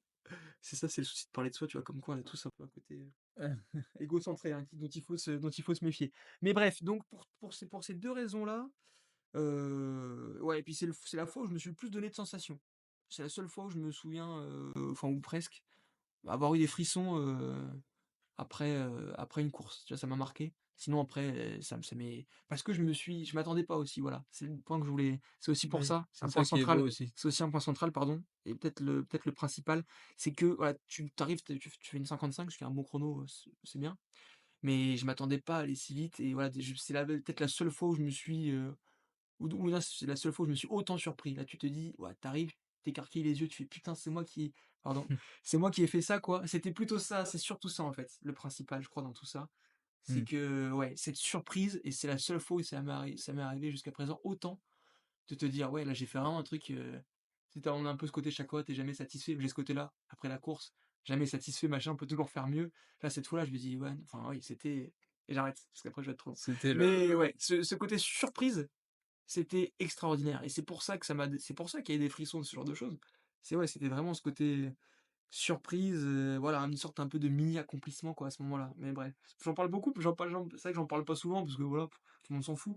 Mais ouais, non, mais tu te dis, ouais, pour vivre des sensations comme ça, je veux dire, c'est presque unique, quoi. Tu vois, ça tombe, je leur vivrai plus jamais ce genre de sensations. Et il y a le sport ou la montée d'amis en Ligue 1 pour me procurer des sensations comme ça, quoi. C'est pas, enfin, surtout là, un truc que tu fais toi-même.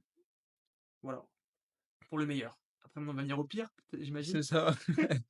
Oui, c'est ça, parce qu'il y a pas que du rose, hein. Le pire, ouais, on en parlait justement un peu en off, mais quelques en espoir sur une saison 800, ouais, je fais une bonne saison et avec, ouais, j'étais en forme, je fais un peu mieux niveau chrono, toujours une 51, un chouïa mieux et je vais me blesser en compétition, sur un 800 mètres au départ là, au départ, sur l'accélération, sur le premier 100 mètres, claquage. Pas hyper douloureux, mais ça a été la fin de saison alors qu'il y avait des championnats derrière et tout, Et c'était ça, c'était en embêtant. espoir du coup, c'est Ça, ça? c'était en espoir, ouais, ça reste voilà, c'est la seule course que j'ai pas terminée. Donc voilà, c'est l'un des pires souvenirs et j'aurais juste rajouter dans les pires souvenirs, ouais, c'est les là sur 1500, c'est un problème que j'ai, je sais pas pourquoi, je sais pas si c'est mais c'est le dernier 500 du 1500 mètres qui me pose problème assez souvent et et encore cette année là sur les chronos, il y a quelques 1500 où mentalement, tu en parlais du mental tout à l'heure, mentalement j'ai renoncé dans ce dernier 500 parce que c'était trop dur. Enfin voilà, peut-être parce que je suis parti trop vite après. Mais tu vois, je fais ma rentrée 3:48 et derrière j'ai fait que, descendre. Enfin j'ai fait que descendre. Le chrono n'a fait que monter Mmh. plutôt. C'est que derrière je fais 3:49, 3:50, 3:52, enfin bref, voilà parce que avec les mêmes temps de passage grosso modo, j'ai pas réussi à me mettre dans les mêmes conditions, enfin ou du moins je non, voilà, mentalement je me vois me le dire, hein. Me dire: «C'est trop dur, j'y arrive pas quoi», je sais pas, j'ai pas réussi et c'est là où ça sera intéressant parce que je crois savoir que tu vas aussi faire ce podcast avec Clément Toiti et justement, ce qui m'impressionne chez lui, c'est que sur 1500, il est hyper régulier à des intensités qui sont, phénoménales. Si j'ai pas trop les chiffres en tête, mais les chronos en tête, mais il a réussi à faire, 3-4 fois il court beaucoup l'été, quand même et il réussit à chaque fois, à faire des alors sur licence, ça me posait très peu de problèmes, mais sur 1500, ça m'en pose. C'est la seule distance vraiment où j'ai du mal à être vraiment régulier, à aller chercher voilà, comment si tu pourrais demander comment il fait, ça m'intéresse pour être, voilà, Aussi régulier, aussi régulier, c'est ça, parce que moi, c'est mentalement que ça tu vois, on parlait du mental, je crois que c'est mentalement que ça me posait problème, j'arrivais pas à me mettre ou alors je passe trop vite pour mes capacités. Mais voilà, il se passe un truc du moins, que j'arrive pas à à expliquer que j'ai pas encore. réussi à résoudre encore et donc la réponse m'intéresse. Très bien, je prends note du coup. Bah, du coup, quels sont ouais, je sais que t'aimes pas trop parler des chronos, mais quels sont tes objectifs, du coup, en 2024? En 2024, ouais, beh, s l'un Battre ton record sur 1500, j'imagine? ouais, ça serait bien, mais on va dire, sans parler de chrono, du coup, ça serait de réussir à concilier le Vie vrai début de ma vie professionnelle avec ma pratique sportive. Je veux dire, si cet objectif-là est rempli, eh beh, tous les chronos vont ça va tous découler les chronos derrière. vont tomber encore, c'est sûr. Effectivement, c'est central, je pense, pour toi, c'est vraiment l'adaptation Ouais, vie ouais, vie ah, c'est clair. professionnelle et vie sportive. Bah, du coup, je vais te reposer une question un peu compliquée, mais comment tu te projettes dans 10 ans? Avec une femme déjà, j'espère. Non, je plaisante pas. Mais dans 10 ans, bah, donc ouais, ça fait 36 ans. Bon allez, 28-59 sur 10 kilomètres, ça me paraît pas mal.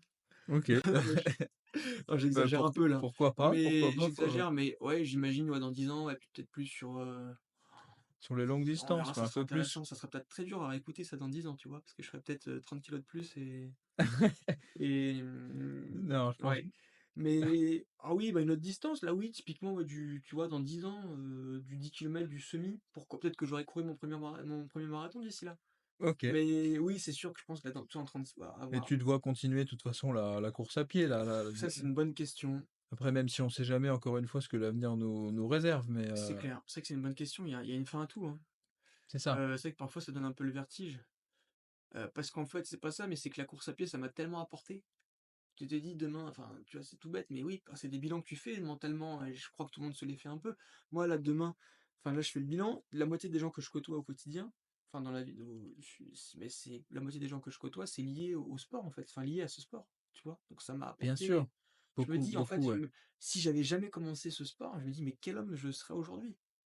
Ben putain, je sais pas, en fait et je pense que je serais beaucoup moins bien. Peut-être que je peux être mieux, certainement, mais Non, c'est c'est c'est une sur bonne tu école de vois, la c'est vie, ça, c'est en fait, vrai, je ouais. me dis mais même, tu vois, justement, sur ces valeurs de rigueur, de goût de l'effort, de on peut toujours mieux faire, hein, attention, puis je veux pas jouer le parangon de vertu ou quoi que ce soit. Mais ouais, quand même, en tout cas, ou même, tu vois, ça te fait rencontrer rien que ça te fait ça te fait rencontrer énormément de monde. Bah, Ou c'est tu vois, sûr. rien que chose qu'on fait avoir l'opportunité, c'est tout bête, mais un truc qu'on fait aujourd'hui où tu prends du temps pour parler de ta pratique, pour échanger de vision, c'est vachement intéressant, et oui, surtout, bah, ouais, ça et même moi, je pense que d'avoir commencé jeune, ça a eu un impact. Je m'en rends pas compte, en fait, mais ça a forcément eu un impact sur ma personnalité, sur la personne C'est certain, ouais, que je suis c'est certain. aujourd'hui. Donc en fait, c'est d'arrêter, tu te dis: «Putain», tu renonces pardon, je leur dis: «Putain». Tu renonces à quelque chose et beh, ou même typiquement, aujourd'hui d'avoir cette pratique, ça permet aussi, ben voilà, au niveau de la nourriture De de manger sans t'équilibrer et complexe, bah, oui, puis tu même vois? Enfin, tu vois, sur plein de choses en fait, ou d'avoir un corps, d'être bien dans son corps, d'être bien dans sa peau bien sûr. et puis il y a plein de fois aussi où on n'a pas évoqué cet aspect, mais aussi, bah, voilà, tu as vécu une journée un peu stressante, tu vas courir, il y a un équilibre avec le sport quand même. C'est ça. Donc c'est pour ça d'arrêter en fait, je sais pas, peut-être que si demain je peux pas maintenir une pratique aussi importante, ça serait de changer de sport parce que j'arriverai pas à continuer en Mais tu vois? tu pas ta vie sans Mais ma sport, vie en sans tout cas. sport, ouais, non, Compliqué. je sais pas. Mais parce qu'en fait, après, tu te rends compte aussi parfois arrêter, ça va vite, en fait. Une longue blessure, tu perds l'habitude de courir, machin. Là, tu vois, j'ai pas de j'aurai pas d'enfants, mais demain tu as des gosses, bah, des enfants, pardon. Rien qu'ou une «vie de famille» entre guillemets, enfin même pas entre guillemets, une vie de famille. Bah, c'est autre chose après en plus du taf, une vie de famille. Tu imagines là, le taf, une vie de famille et l'entraînement? Bah, non, c'est injouable. Enfin, tu vois? Donc après, c'est aussi là ce que je me dis, c'est tant que je Tant que là, tu en fait, peux tant que je encore. peux, c'est ça, beh, se faire, et c'est aussi pour ça que j'ai envie d'augmenter le volume. C'est que je me dis: «Voilà, à un moment, Prendre ce qu'il y a à tu prendre pas» maintenant, ouais. c'est ça, tu pas la possibilité tout le temps de faire ça. Donc tant que tu peux, donne tout ce que tu peux pour ce sport, ce qui restera quand même bah, ouais, je pense que j'aurais jamais un niveau similaire, dans n'importe quel autre sport, quoi. Mmh. Enfin donc enfin j'en sais rien, mais donc de faire tout ce qui est possible, tant qu'il est possible, pour pas avoir de regrets. Pour l'instant, j'en ai pas de regrets, donc voilà, continuer. Mais ouais, non, c'est vrai que parce que d'un côté, oui, c'est quand même ça demande aussi beaucoup de là, on est je pense que depuis le début du podcast, on est vachement positif. Voilà, ben, on l'a évoqué aussi rapidement, il y a des moments où c'est pas «moins drôle» entre guillemets, où on l'a évoqué en off, où tu pas envie voilà, moi aussi parfois j'ai pas envie d'y aller, j'ai pas donc tu vois? Parfois voilà, c'est pas tout n'est pas que réussite, tout n'est pas que chrono battu, c'est aussi de l'entraînement, des moments où t'as pas envie, des moments où ça t'embête, des moments où tu es pris par autre chose et puis tu sais très bien par contre que, beh, ouais, tu as beau avoir la tête ailleurs, si tu y vas pas, beh, tu vas pas progresser donc Bien ça sûr. reste une rigueur quotidienne. Alors attention, voilà, je me plains pas, je le fais, on me force pas à le faire, hein, je suis très content de le faire. Mais voilà, c'est quand même, j'en suis arrivé là, j'ai pas un niveau non plus extraordinaire, mais c'est aussi parce que ça j'ai toujours placé la clé en haut de la pile de mes priorités. C'est aussi ce qu'il faut, ça me gêne pas, je l'ai fait, de mon Bien cœur, sûr, mais mais c'est aussi la réalité, quoi. Donc est-ce que mais des parce que fois aussi les priorités changent j'ai pu aussi. la placer en priorité, c'est ça. Donc c'est ça la question et c'est là où se projeter à 10 ans, ça fait peur, en fait, parce que tu vois que parfois ça Un tient à fil, pas ah ben ça grand-chose. c'est clair, c'est clair. Mais c'est vachement intéressant tout de même d'y penser, De toute mais façon, voilà. voilà, on connaît pas l'avenir, mais c'était intéressant en tout cas d'avoir ton point de vue là-dessus. Bah là, on arrive tout doucement à la fin. Ça Ouais, fait déjà un bon moment qu'on est ensemble. Je pense ouais, c'est qu'on vrai, on c'est a, on vrai. a, on a fait le tour de pas mal de sujets Mmh. passionnants. On aurait pu encore parler comme ça toute la nuit, mais Ouais, ouais, je pense qu'il y a un c'est ça moment parce que où, les gens le savent pas là, mais on il est 00:09. voilà, je Parce que confirme qu'il pour est. des soucis d'emploi du temps, on a commencé tard, mais non, mais c'est très sympa. Du coup, bah là, on va terminer tout doucement sur la dernière partie. Ouais. Si tu devais donner un conseil Mmh. aux gens qui t'écoutent, qu'est-ce que ce serait? Donc que ce soit, du débutant, au confirmé, on va dire que tu t'adresserais peut-être plus à quelqu'un qui débute la course à pied, je pense que ça Oui. me paraît un peu plus Mmh. logique. Ouais, bien sûr. Ouais, ouais. Qu'est-ce que tu lui donnerais comme conseil? Bah, comme pour je dirais le 1er conseil, ouais, c'est de s'entourer. Moi, je pense que ça a beau être un sport individuel, le partager quand on peut. Pas tout le temps forcément parce que tu peux pas courir tout le temps avec du monde, et puis même à force parfois, c'est bien aussi de courir seul. De je Bien sûr, Tu aussi parfois, je suis sûr, courir seul, même te retrouver, faire le point, voilà. Mais de réussir à avoir cette variété, de s'entourer, de pas hésiter à même de s'entourer d'un coach aussi. C'est bien si tu vises de la compétition du moins. bien sûr. Tout dépend en fait Même de la même pratique d'ailleurs que tu pour, vises. si tu veux courir, sainement et Mais en fait, c'est ça, correctement, je pense que tout c'est dépend, c'est que important. tu vises de l'athlète santé, de C'est l'athlète, ça. plus compétition. Mais ce que je remarque quand même, c'est que de manière générale, en fait, la compétition, d'avoir une compétition en ligne de mire, ça aide les gens à s'entraîner, notamment quand tu débutes. À se Tu sais projeter, bien sûr. prendre l'habitude de courir, parce que c'est ça qui est dur chez les gens, je vois bien avec même les gens qui m'entourent. T'as pas mal de gens qui essayent de commencer à courir et en fait, pourquoi t'arrives pas? C'est parce que, beh, au début, c'est dur, c'est ingrat et en plus, t'as pas de carotte. Faut Ouais, juste c'est ça, aller, tu rien à faire aller chercher, ouais. aussi ce qui beh, si tu et tu te fais tes propres plans, pardon. Moi, c'est ce que j'aurais détesté. Donc c'est pour ça que parfois de s'entourer, d'aller, chercher un plan d'entraînement sur internet ou mieux encore de se rapprocher d'un club, l'USCAMON, mais il y a pas que nous, mais de se rapprocher d'un club, ça va trouver, voilà, quelqu'un qui va donner des conseils, un groupe avec qui courir. Alors après, il y a des gens qui préfèrent courir seul, chacun voit comme il chacun fait comme il le souhaite, mais du moins, voilà, de pas hésiter à se rapprocher d'un club ou d'un groupe pour courir parce que ça rend le truc plus agréable, ça offre une option supplémentaire.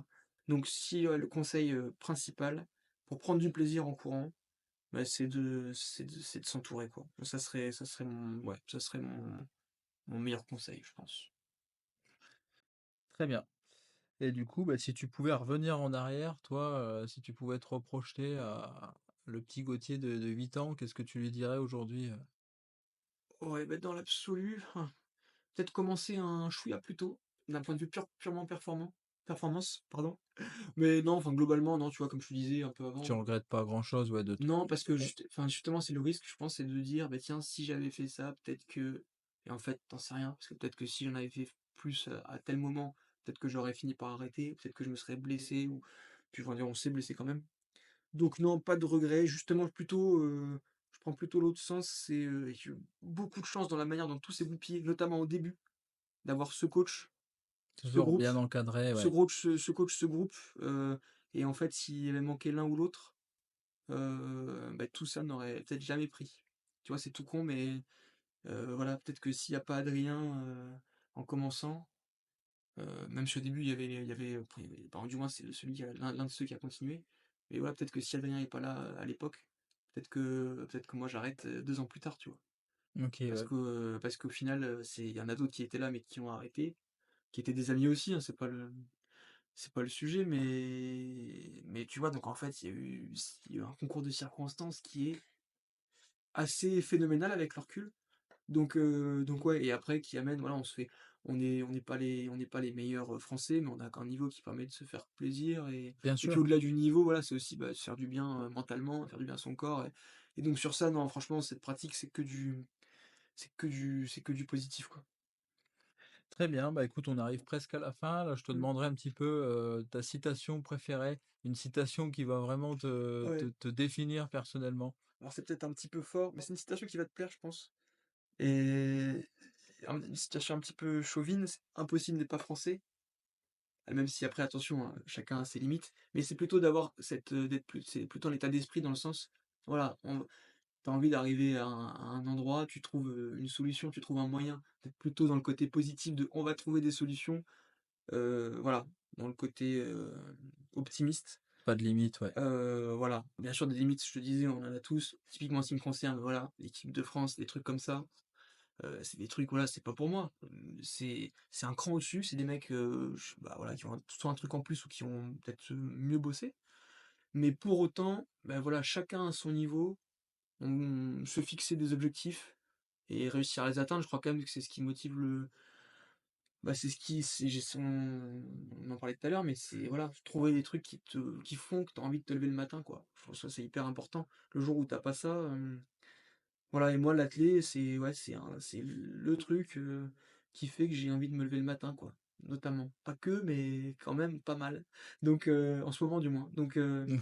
Donc heu, donc ouais, voilà et cette citation est un peu liée à tout ça derrière, c'est que, ouais, voilà, il faut se mettre des objectifs et bien sûr après voilà, il y a des choses qui sont impossibles effectivement, même quand on est français malheureusement.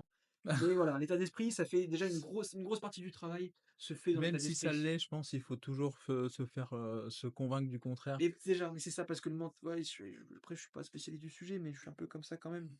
Je vois trop de gens qui sont voilà, après je vais pas faire de leçons, hein. Chacun son histoire aussi et cetera. Mais qui se mettent des barrières ou qui vont dire: «Non, je peux pas le faire, machin». C'est Non, mais justement, attends, non, regarde, je pars partir du principe que si quelqu'un le fait, tu peux le faire. Voilà, un peu comme ça quand même. Je aussi je par de partage ouais. complètement ce point de vue et puis, bah, je finirai là-dessus parce que, bah, c'est ça définit aussi beaucoup mon parcours. Rien n'est impossible pour moi, tout dépend, tout est une question de volonté, de détermination et je pense qu'on peut aller, en tout cas, beaucoup, beaucoup, beaucoup plus loin qu'on le pense. C'est vraiment là-dessus que je finirai et peu importe votre niveau, vous pourrez toujours progresser et ce jusqu'à la fin de vos jours. Tout simplement parce que, bah, le sport, c'est une école de vie et on peut sans cesse évoluer, soit on va Mmh. évoluer dans la distance, soit on va évoluer sur les challenges qu'on va se mettre. Il y aura toujours possibilité de se faire plaisir. Donc en conclusion, donnez-vous des objectifs, encadrez-vous de professionnels. Donc là, bah, là on a un cas d'école en fait. Tu Enzo notamment, hein, si vous n'hésitez pas à le contacter si Alors là, j'allais justement faire la différence entre les deux approches qui étaient très mais oui. intéressantes aujourd'hui et ce que j'ai beaucoup apprécié, Mmh. c'est l'approche en fait plus, du coup club d'athlétisme où on a un groupe, on a C'est on ça on et a le qui temps. répondait à une demande à un âge où enfin ça s'est fait comme C'est ça. ça, C'est exactement. une des offres qui existe sur le marché entre guillemets, qui est le club. Exactement. Donc, moi, je trouve que c'est une très bonne chose quand on Mmh. débute, notamment si on est jeune et puis qu'on veut se faire un petit groupe, d'entraînement. Après, bah, pour les personnes, qui ont pas forcément, le temps d'y aller à des horaires fixes, c'est là que, bah, qu'avoir un coach particulier comme ce que je propose peut être intéressant pour les personnes, bah, qui veulent, un plan d'entraînement 100% personnalisé, qui s'adapte chaque semaine et même chaque jour à leur charge mentale, à leurs contraintes au quotidien. Donc voilà, il faut simplement trouver chaussure à son pied, je fais partie de ceux qui pensent qu'il y a pas de mauvaise méthode. On peut très bien progresser en club, on peut très bien progresser avec un coach. Il y a aucune, on va dire aucune barrière non plus encore à ce niveau-là, hein. C'est clair. Et puis, je pense que ce que disait Gauthier, c'est quand même important, c'est d'avoir des objectifs, d'avoir des comptes à rendre aussi, c'est important.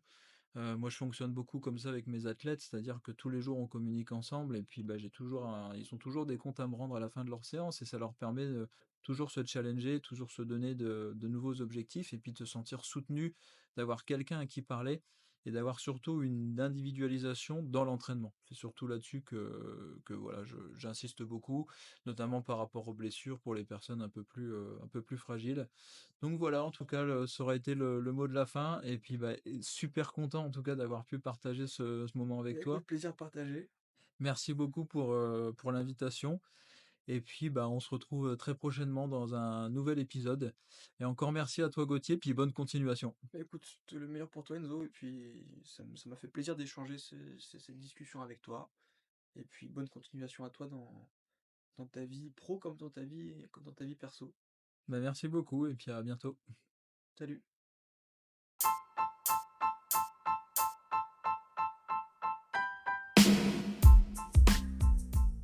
Un grand merci pour votre écoute, j'espère sincèrement que ce podcast vous aura plu.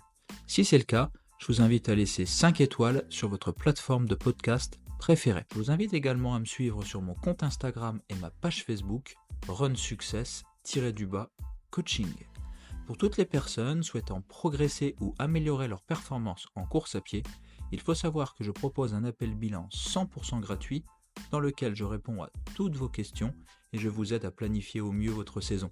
Si vous êtes intéressé, n'hésitez pas à réserver votre appel directement via mon compte Instagram en passant par mon lien Linktree. D'ici là, je vous souhaite un bon courage et un bon run. A bientôt sur Run Success Podcast.